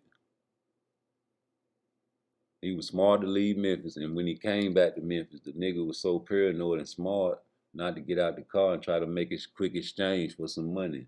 Send your bitch out there. Don't you get out that car and send that shit to an old lady house next door. Get her involved in this wicked death game. You niggas shouldn't have never did that in the first place, man. You took out a legend, pussy nigga, and then you did it for free, really. You killed him for free, really. He gave you $800. He ain't had to give you that. He ain't had to give you 50 for the lawyer. You killed him for free, homie, because, nigga, if you let anybody tell you, hey, nigga, I got $40,000 if you take this bitch ass nigga out, and you be like, I bet, and you go do that, and you counting on that, counting on your lucky stars, hoping and praying and crossing your nuts that he pay you, nigga. And if he say fuck you, it's fuck you, and get it like Drac. Get it like Dracula. In blood, nigga. What you gonna do? You gonna tell? Use the bitch. And use the junkie, and the big juke knew that. These boys knew that's why JJ do all the talking. That's why JJ do all the talking. You just sit back, you geeked up, your mouth don't even work. You can't even move your mouth. You know, sat in that jail cell and you done sobered up, just like I told y'all all them young niggas do when I see them come through. They sober up, then they ain't no killer no more. They be crying like bitches, homie, until they get around their homeboy. And their homeboy give them a little knife, but they can't even use the knife because they can't fight. And just for show. And the stab a nigga if they into a ride, or you can get a free poke in. But these boys, the drugs is the killers. The niggas ain't the killers. The drugs be the killers. These boys be on the pills and they go to killing. They don't feel nothing. That lady asked him, what were you thinking at the time when you was shooting this gun? I wasn't feeling nothing. I was just, dumbass nigga, what the fuck is you talking about? You ain't feeling nothing and you killing a legend right now. Niggas don't even be thinking, man. They be so full of hate. They be trying to make it seem like, oh, that pussy nigga ain't shit. That's how they be thinking in their heart. Knowing deep down in their pussy, they know that man was a legend they was shooting on. You was at the party with him, nigga. And it's a sad day to get a whole world full of mama boys. These niggas ain't nothing but mama's boys. They ain't got no daddy, and they did have a daddy. That nigga was raised by a mama. These niggas are real mother lovers, man. Because they act just like they mama, except they got a dick and testosterone. Yeah. That's not nice. Voodoo. That's not nice. Every time I watch that video, though, I be like, damn. His brother that was in there with him, though, G. That's my business. That's my business, right? So you in Memphis, homie. If anybody been to Memphis, they'll let them know what it is, man. It's an all-black city for sure. At least 85 to 90% of it is. I say 80, 85% all black. It's a black city. Black mayor, black everything, superintendent, black all that shit, right? And, you know, they letting them niggas run wild because the gun laws done changed. The gun laws done got to the point where you don't need no license, just like Georgia. And it's a shoot 'em up, bang bang state, nigga. You can have that bitch laying in your car, fully loaded, nigga. And the police ain't gonna do nothing to you, little young nigga. And so it's real reckless in Memphis. And then the police black. So these niggas in gangs came up in high school, gang banging, and got a job at the police force. You know what I'm saying? And now they patrolling the blocks and patrolling they ops blocks and doing all type of felonious type of shit. You know what I'm talking about? In the name of whatever set they claim. And then you got these big money niggas. And before the rap game came, it still was the same. It was just the big dope boy niggas. Now the dope boy niggas done put their money into the rap game. And they got the police force on lock. They got the neighborhood jumping. These niggas above the law. These niggas killing, they got young niggas killing. They ain't gotta kill no more. They just popping they collar, homie. And these niggas on drugs. And I do get them of these niggas a couple dollars and some pills. And they gonna pop your top off. You can die for less than motherfucking $100 in Memphis, nigga. Real legends. Real legends getting killed for free out here. And it's a wicked ass time, man. That you got Yo Gotti around this bitch real quiet. Cause nigga, ain't nobody in the world gonna tell me that my brother, my big brother, and my little brother is beefing with a motherfucker and they ain't in cahoots. And it's already established Big Jook didn't pay no whole $100,000. Who else paid that shit, nigga? They finna get phone records. Cause you know the young niggas done made it cool to tell on the dead now, right? So they feel like if you tell on the dead, that ain't snitching, nigga. But what they ain't understanding, by you telling on the dead, they finna go confiscate all these phone records. They finna get all the phone records, everything they can find, text messages, motherfucking call logs, pinging address on the phone, doing their homework, man, because you told on the dead, man. And they gonna break the case and fuck up a whole bunch of families, nigga. And they gonna find out that, yes, you've been conversating with your brother on the phone about this murder, allegedly. And man, we finna get you. Cause you paid for this lawyer. Who paid for that goddamn lawyer for the boys? What they trying to find out. $50,000. He had to deny the lawyer. How you gonna take a lawyer coming from CMG and you getting ready to tell it? You getting ready to tell it and you want a lawyer paid for by the niggas you finna tell it on? No, that'll be real dumb. They're gonna report back to everything you say. But what does it matter if you gonna tell it? You might as well use that money and not your family money, dumbass nigga. Yeah, be a man, be a G. You gonna tell it, don't use that motherfucking good ass lawyer they paid for you, dumbass nigga. You rat ass niggas, man. You niggas dumb all the way to the end. They gave JJ Light. I wonder what they gave your boy. I ain't even check. He talking about he ain't do that shit to get no time off. Yes, the fuck you did. Because that's what you wrote in your letter, and they exposed you about that too. That nigga voice got so goddamn high pitched, man. You thought he was turning into a motherfucking Mickey Mouse. I kinda got embarrassed for the young nigga. I say, look at this bitch ass nigga turning into Mickey Mouse. Like a goddamn cartoon character. The fuck you say? Where that damn video at? You just listen to this bitch ass nigga, man. That's all you gotta do. They ain't showing his face any goddamn way. You just listen to this pussy nigga, man. I know exactly what video it is, too. But he had a stupid ass red jumpsuit on. But he had his dog ass in motherfucking court. There you go.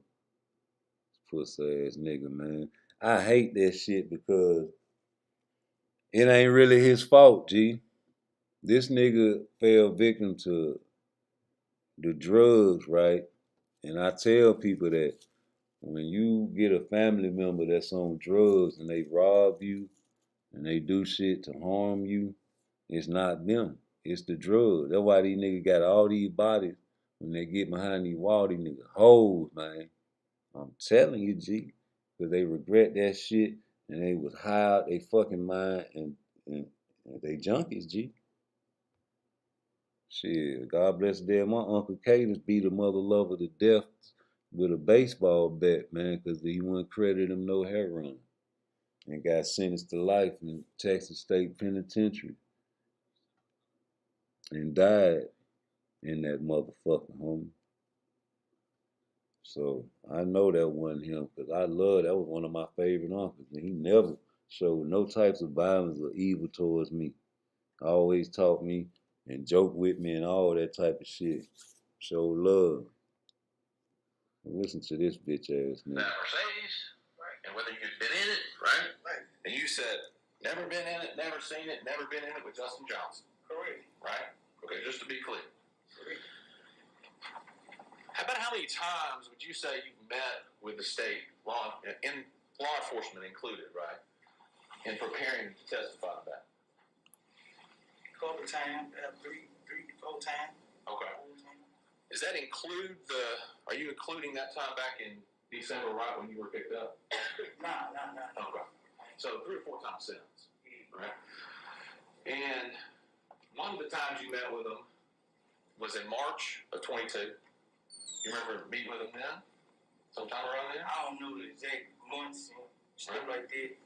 I got my lawyer in March, so I don't know. I can't just pinpoint exactly what month. Well, I'll say it like this. You started out with a different lawyer, and you ended up with the lawyer you have now, right? No, sir. He was never hired. Okay, but he got paid. No, he did not get paid. Did he get paid? No. Did he get $50,000? He did not. He ain't signed my jacket saying he represents. That's what I'm asking you. I just talked to him. That's not what I'm asking you. Right. You asked he got $50,000. So, hold on just a second. Ask your question. Wait for the response. The original lawyer in your case got $50,000 to represent you. Did he not? I don't know exactly how much you get. I don't know. Okay. See. All right. And you knew that we're all clear here. That money came from CMG, right? Yeah. I don't know exactly who, but yeah. All right. So you talked today. You got paid for what you just testified to, didn't you? I down locked up. You got paid. My lawyer was paid. You got $50,000 to pay a lawyer, right? I didn't get it in my hand. $3. I don't know how much you was, but $3. My lawyer. Okay. And there's no question that money was for services rendered. Killing dog. Basically. You took it, didn't you? Yeah. Did your conscience bother you? Come on. Your conscience. After I came to my senses, yeah. Did you say, I can't have that money? I can't use that money because you still got a lawyer here. I ain't say that. You took the money. Yeah, I took the money. I got the money. Your conscience wouldn't bother you that bad, right? You said your conscience started bothering you, but not bad enough not to take the money for the job you did. Well, I had already did it, so might as well. You know, I got a conscience still. I think came on my senses. Right. Okay. So,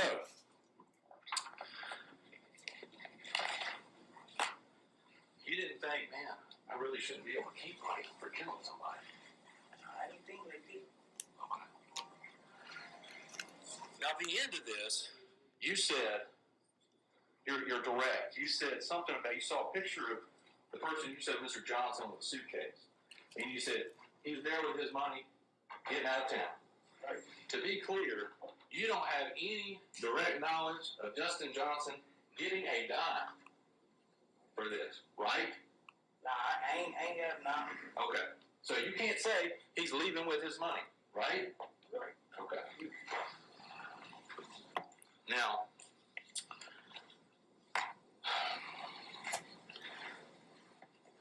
things specifically.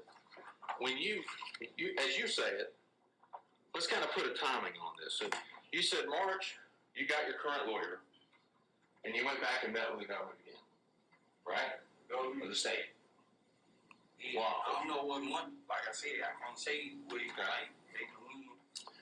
But I told you you met with law enforcement around March 13th of 22.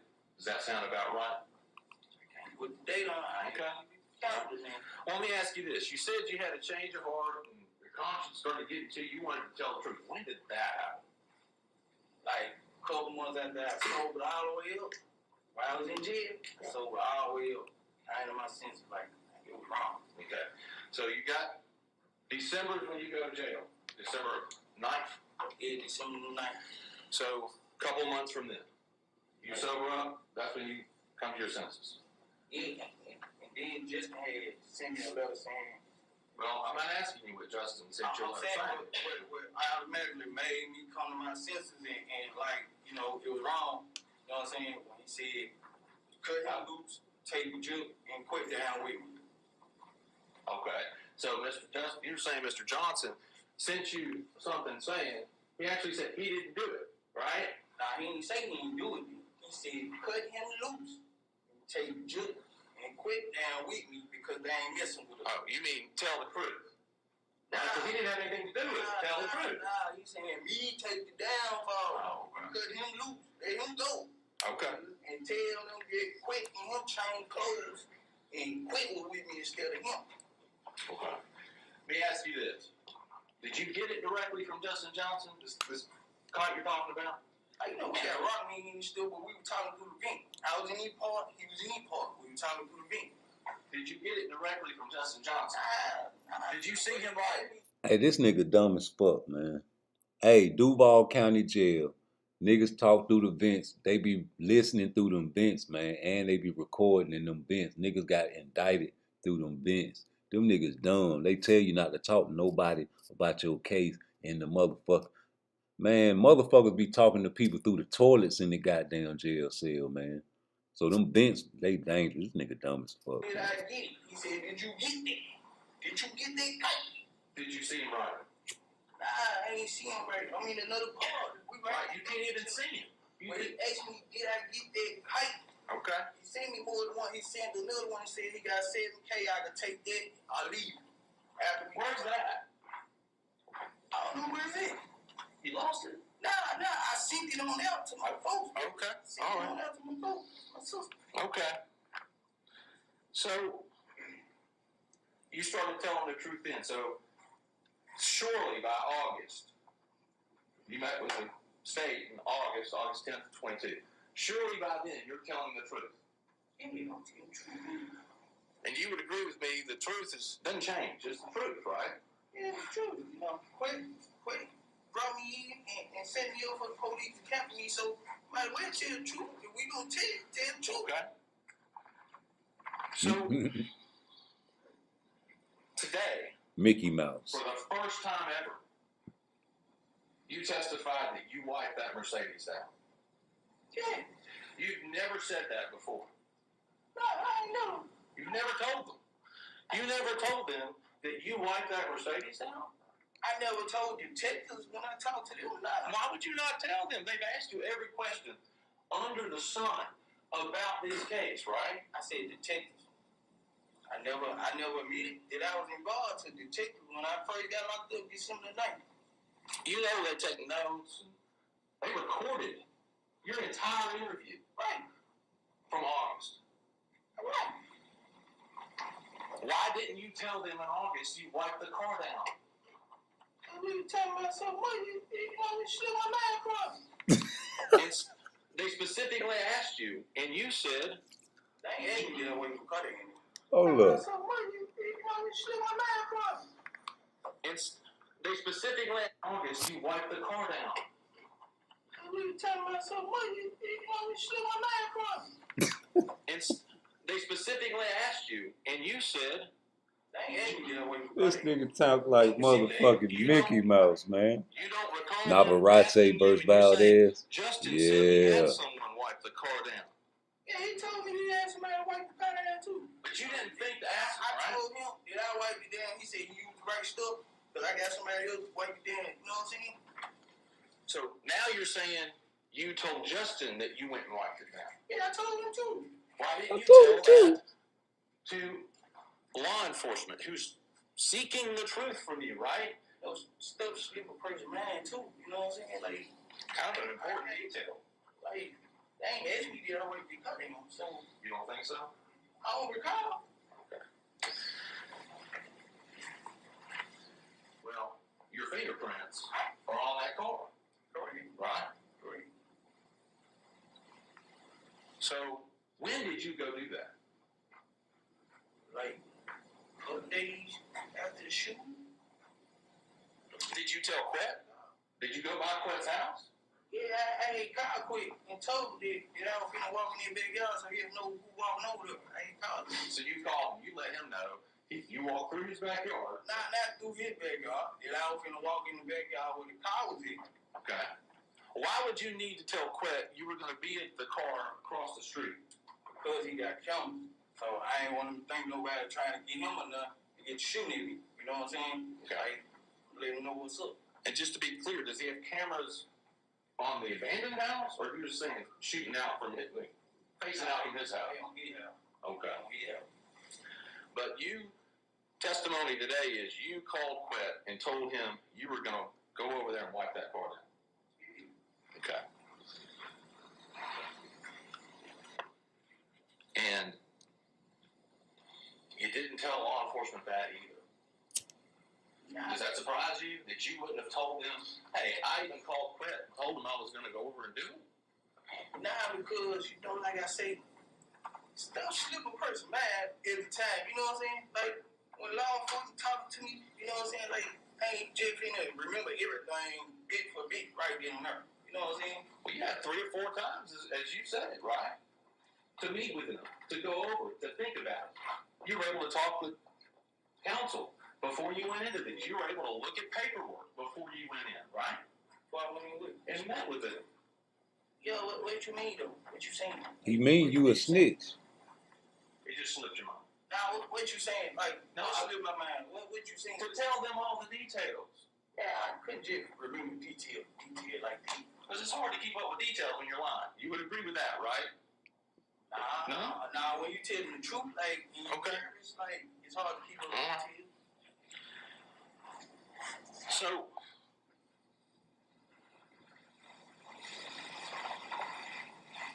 you're saying that one just slipped your mind? Okay. You didn't bring it up. They didn't ask you. You just slipped your mind. Okay. I answered the questions they asked me correctly. You know, like, if they ain't asked me, if I don't recall them asking me, I ain't answered. So, law enforcement specifically asked you about this $800 that you got after the shooting, right? Right. And today, I just want to make clear, you're saying that $500 was hand-delivered by Justin with a letter to your neighbor, right? And her name, just to be clear, is Vivian Fifi, right? Correct. Lives next door to your dad. Correct. And you know that happened, correct? Correct. You say you were on the phone with Justin and Miss Fifi when that was happening. Correct. And to confirm that Miss Fifi actually got the money. Correct. Okay? Now, that you would agree with me that's not the story you first told law enforcement, right? I don't recall. You don't recall? I can't say he's correct in that, but I don't know what I told them, like, when I first talked to him. But it's got to be true. The interview that I had with them back then, so I can't say it's correct or it's not. Okay. Well, did you tell them that you told them the truth, right? Yeah, I told them the truth. All right. So, in that same interview, if that's the truth with Miss Fifi, in that same interview earlier, why would you tell them that some masked man came in a Chrysler 300 on 2 occasions? No, I and did said, not say that. You didn't say that. I didn't say that earlier. I did not say he hit a madman on 2 occasions. You didn't say it. Justin dropped it off to Miss Fifi the first time, and he had somebody with a mask on the second time with $300. That's what I said. So, if that interview recording's got your voice saying that you and Angela backed up in the driveway next door, and on 2 separate occasions, the first time somebody brought $500, and your girlfriend Angela got out and got it, and you stayed in the car, and then on another occasion, which is what you said today, somebody bought $300, and Angela got out and got it. You're saying that's just not like you didn't say that. But somebody else jumped in your interview that was recorded and said those things. Yeah, I don't remember saying out here. I can't recall the interview. Like I got to read it for me to say, yeah, you know, I see it. Yeah, I got to read it. Okay.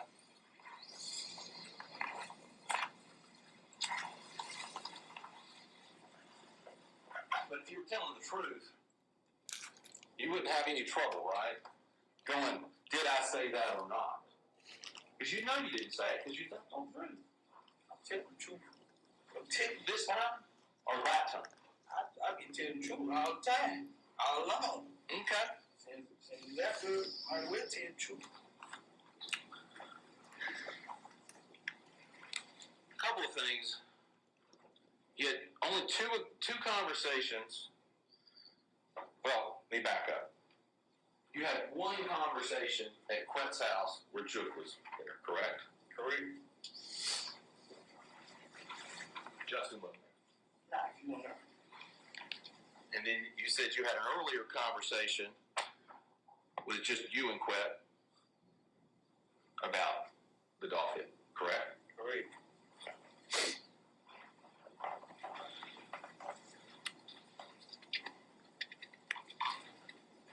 Now,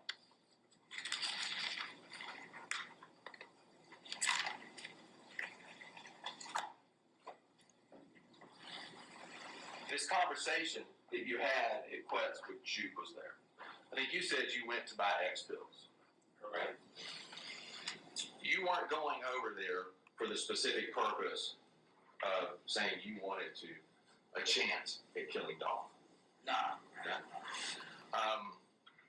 Did you ever, during that meeting that you had with Jook and Quet present, did you ever say that you could get up on Dolph real easy because you know where his aunt lives and you see him over there at least once a week? Nah. Never said that. Never said that.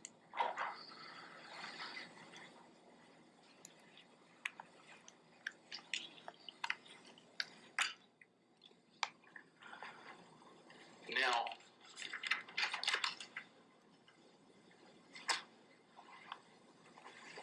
you've testified today that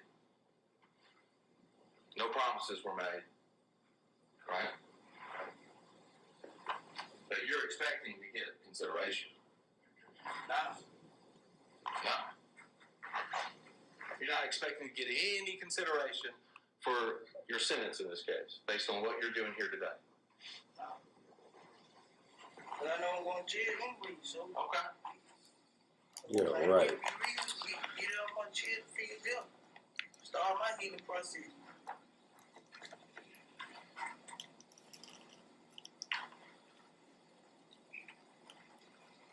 It's not what you told your sisters.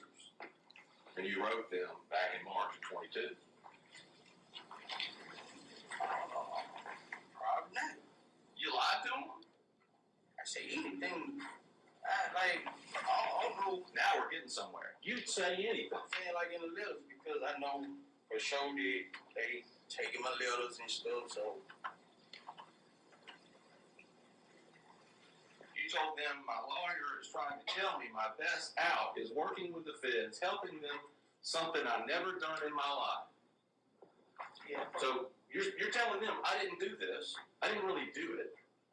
But I'm going to say I did it so I can get out of prison. Nah, I ain't saying it like that. I ain't saying it like that. Like, I'm saying like, it's my business out to be honest and stuff like that. You know what I'm saying? Like, be truthful because they already know. So, if they already know, why play with these folks? And they already know. And then you said, just so on that point, your lawyer, he said that's the only way I will not do life in jail. Yeah, if I said it then, you know, if I, you know, what I said, if I wrote it, I said it. I ain't finna say I didn't write it. And then you say that you're hoping essentially not to do any time because your lawyer that you have now was responsible for getting one of the people in the Holly Bobo case out without doing any jail time. Yeah, I told him his history, you know what I'm saying, like his history, but what he did in the past ain't got nothing to do with it.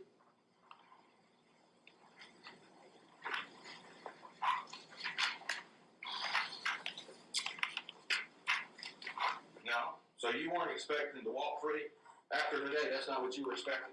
After them folks kept telling me I ain't going, I said forget it, you know what I'm saying, like, I ain't, it is what it is, I'm being real, so it is what it is, I feel better than you. Okay.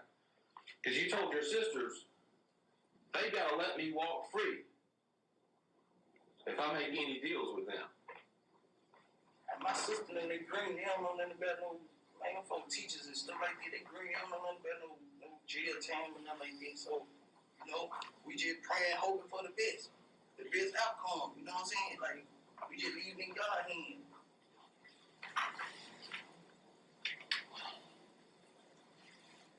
Why would you lie to your family? I mean, you had this conscience, this head of conscience after you got clean, right? Right? And basically, like, speaking into existence, you know what I'm saying? Like, hoping for the best, you know what I'm saying? Outcome, you know what I'm saying? Faith. Exactly. Hoping to walk free if you go in and testify in this case, right? Before I talk to them folks and stuff like that, like, before I talk to them, they want to tell my sister, like, I ain't never did no police ass shit, but, you know what I'm saying? Quinn already told them everything. They already knew everything, so I might as well, you know, tell the truth. You know what I'm saying? Tell my road, tell his road, you know what I'm saying? So, be honest. Wait, and you bring up Quet in this letter, you even tell your sisters that when you saw Quet on December 8th, it was like he had a limited time to find somebody to pin this on. Come on, Quet. Hey, you know, I was just getting locked up, right? So I wasn't finna say, yeah, that was me. I'm not finna say, y'all know that was me or nothing like that. I'm not finna do it. I'm not finna do it. You hadn't just got locked up. Agreed? You got locked up in December. This is in March. Yeah, but I'm still just locked up over here. I came over here in January 11th. So I'm over here now, and I know, man, everything I do, say, whatever, right, they might intercept it. They might listen on the phone, so I can't talk like I really want to. Ain't no letters or that.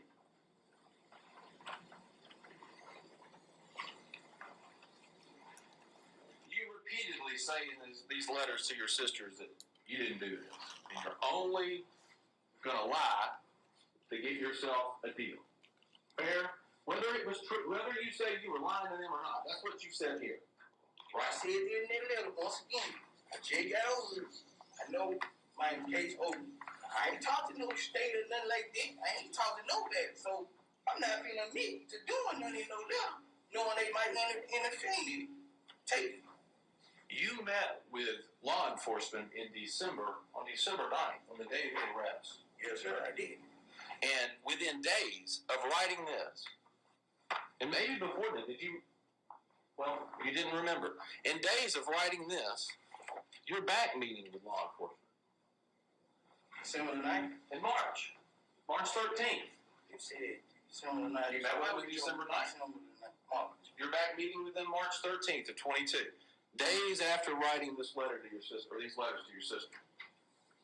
Well, if it was after I wrote this to my sisters, then I wasn't going to confess because you said I wrote this before I met with them, right? So, I guess what you're saying that is when you met with law enforcement, if it was in March, that you realized you weren't going to lie and you decided to tell the truth then. To the law enforcement? Yeah. Yeah. Okay. So, this issue about the $50,000 we talked about earlier, you went into a proffer sometime in March and lied about the $50,000. What you mean? You didn't tell them that you got $50,000 for killing Dolph. I didn't tell them because that was for my lawyer. Okay. That was for my lawyer. So I ain't tell them right in your house. And then in August, you and your lawyer have to appear for another proffer, and you have to clear that up because you lied. Yeah, I can't believe, like, you know, yeah, my lawyer told me that this thing do JBM, that he do. Okay. But you still weren't honest, even after meeting with them the first time. And then in August, you meet with them again. Hold on, what you mean I was honest after meeting with them? Hold on, what you In March. You lied about the money in March. in March? Like, well, if I lied about some money. You didn't tell them you got any money for killing Dolph. Nah, look, when I spoke to my lawyer, and my lawyer told me to be honest, I was honest with them. Okay. I was honest with them. I told them about the 800, so I ain't tell them I got no money for killing Dolph. I told them about the 800. So how they tell you that?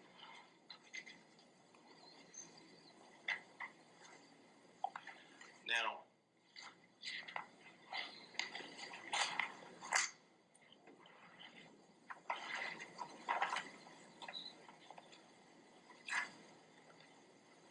you originally even tried to get your girlfriend alive for you, right? With an alibi, Angela. Yeah, I did. Okay. Who's Letitia Jackson? That's my baby mom. My kid mom. Okay. Now, I think you said, well, let me ask you this. Was the day that you shot Dolph, the day before that, did you know you were going to shoot Dolph? Nah, I ain't know nothing about Ali, but I ain't know we were going to catch Dolph again. But the next day was the day we caught Dolph, that was my baby's birthday, to be honest. Okay. And I know I told her about a house, buying them a house and all that because I knew that they already had hits on everybody's head and we was out looking for somebody. When you know we were going to catch Dolph, when you know who we were going to catch.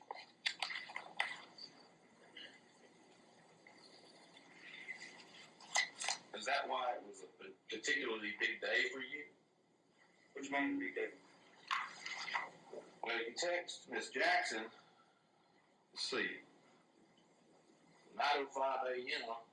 on November 17th, 2021, you say, good morning. I went to sleep in the midst of texting you to knowing today is my big day. My baby's birthday. My daughter's birthday. November 17th? Yeah, my daughter. You went and killed a man on your daughter's birthday? Hey, I'm trying to make it right for her. I ain't had no money. I'm trying to get some money that day. So I'm trying to make sure my baby girl, man, have a beautiful birthday. So do whatever. And I'm trying to get high on pills. Do whatever. But you're telling her you're going to buy her house, you're going to give her $10,000 for it? I said, that day before. The day before? Yeah, you know, I can tell female lie. You know what I'm saying? Like, that's my baby mama. I was trying to get back with her, whatever. It ain't just like, you know, it's just game. You know what I'm saying?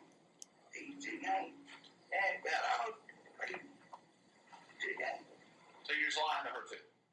I ain't saying lying. I ain't gonna say that. Game and lying. She probably on them two pills, different too. things because I ain't, you know, tell the person what they want to hear. You know what I'm saying? Like, tell Like these fine people. Nah, I don't know them. I know them. So, ain't got them. So if it's game, it ain't a lie. I ain't trying to run game on nobody. You sure? Well, I put myself in the murder, so I can really make sense now. But you think you're walking. I ain't saying I'm walking. That folks just told me, them folks been told me I'm doing time, so, well, man, it is what it is. So, at the shooting itself, I just want to be clear on this. You say Justin got shot. He got scraped on the back. What is? Explain to me the difference between a scrape and getting shot. Like, you know, when you fall and you scrape your knee or something, like the bullet glazed your back. Like it glazed my leg, and I got hit, and it went in my back. Okay, so you're saying a bullet grazed. You said scrape. I just want to make sure. Okay, so You're saying Justin got grazed, a bullet graze on his back. Was he bleeding? Yeah, he bleed, but he wasn't like mine was. Like, no, hit it like mine was. How was your leg bleeding a lot? Yeah, my leg was bleeding a little bit. Like, you can see the skin, you know what I'm saying? Scab, skin, and stuff like that. But it was just glazed, but my arm went in and rested in my back. So you said that when you went to Keona's house, that she did some wound care on you and Justin. We helped each other. All of us helped each other. Okay, so you wiped Justin's back down? Yeah, that she spot? would help him with a tab, and, you know, we were helping each other. Okay. And I think you said when y'all got to Keona's house, you changed clothes when you went in. Yeah. Both of them. Yeah. Okay. And then you identified a person you said was Mr. Johnson that came out and then stuck his head in a charger, but you were in the house. But you said that was. He came and I got the wound kit. All right. So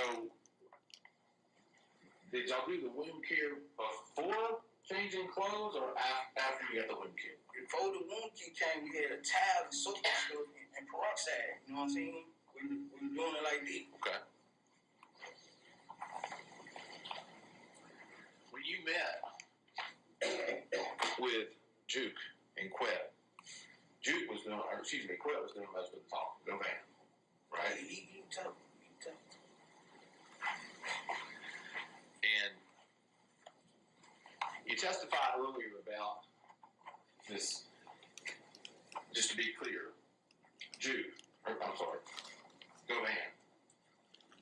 Go Van before they hit on dog, before you did it, had already negotiated with you to get $10,000. Yeah, for me, $10,000 from Justin. Okay. Now, I want to be clear about, I'm going to get to that in a minute, but I want to make sure $10,000 to you talked about it before, and then he came back to you after the fact and asked you about the 10 because he wanted his money, right? Yeah, I wanted that too. Okay. Now, you said today, pretty matter-of-factly,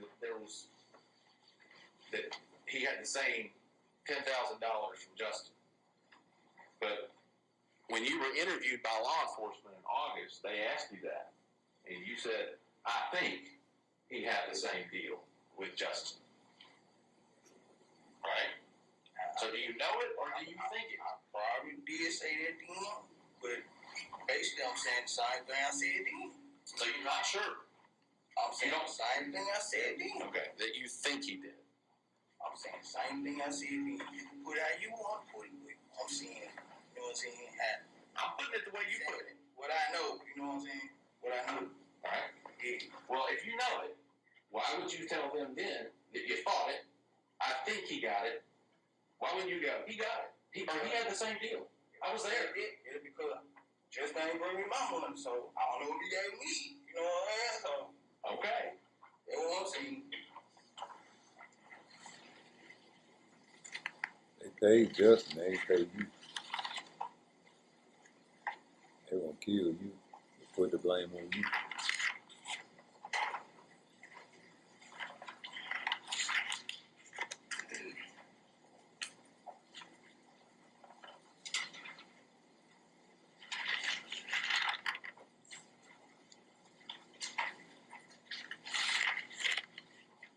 One moment, Judge.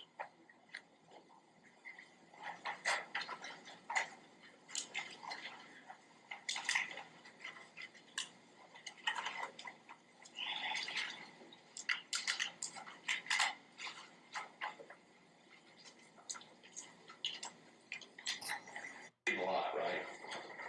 Bleeding a lot. Nah. I wasn't bleeding a lot. So you told law enforcement that you were bleeding really bad. Yeah, like once it started coming out, once I see it, saw it, start panicking, you know, like, damn, blood started coming out. But I know not to panic that bad though, because I've been shot before. So in the one phase, I'm sitting up like this, so my blood won't get nowhere in the car. I'm sitting up like this, and we driving at a fast pace. So I jump out this one, jump out this, like, okay.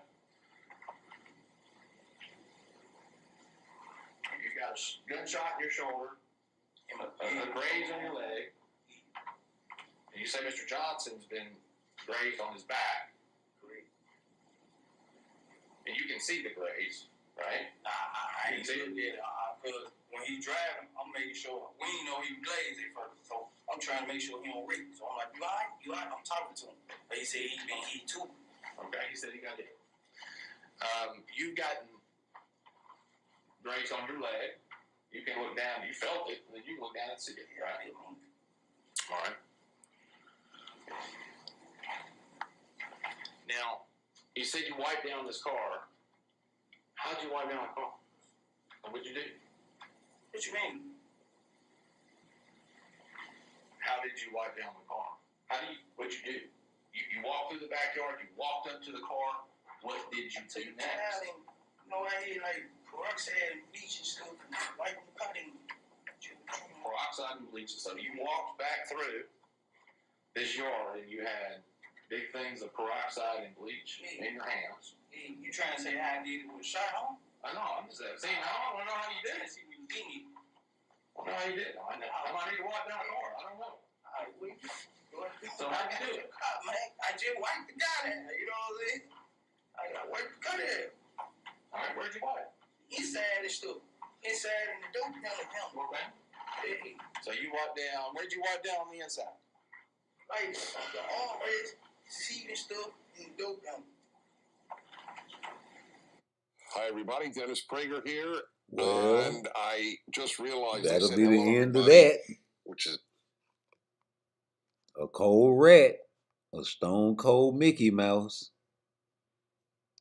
I can't believe them boys killed that man for nothing, man. That wasn't even your beef. That wasn't even your beef, G. That was a beef between two other men. But hey, man, hit my like and subscribe. I'm on the way out the door. We're going to be back tomorrow.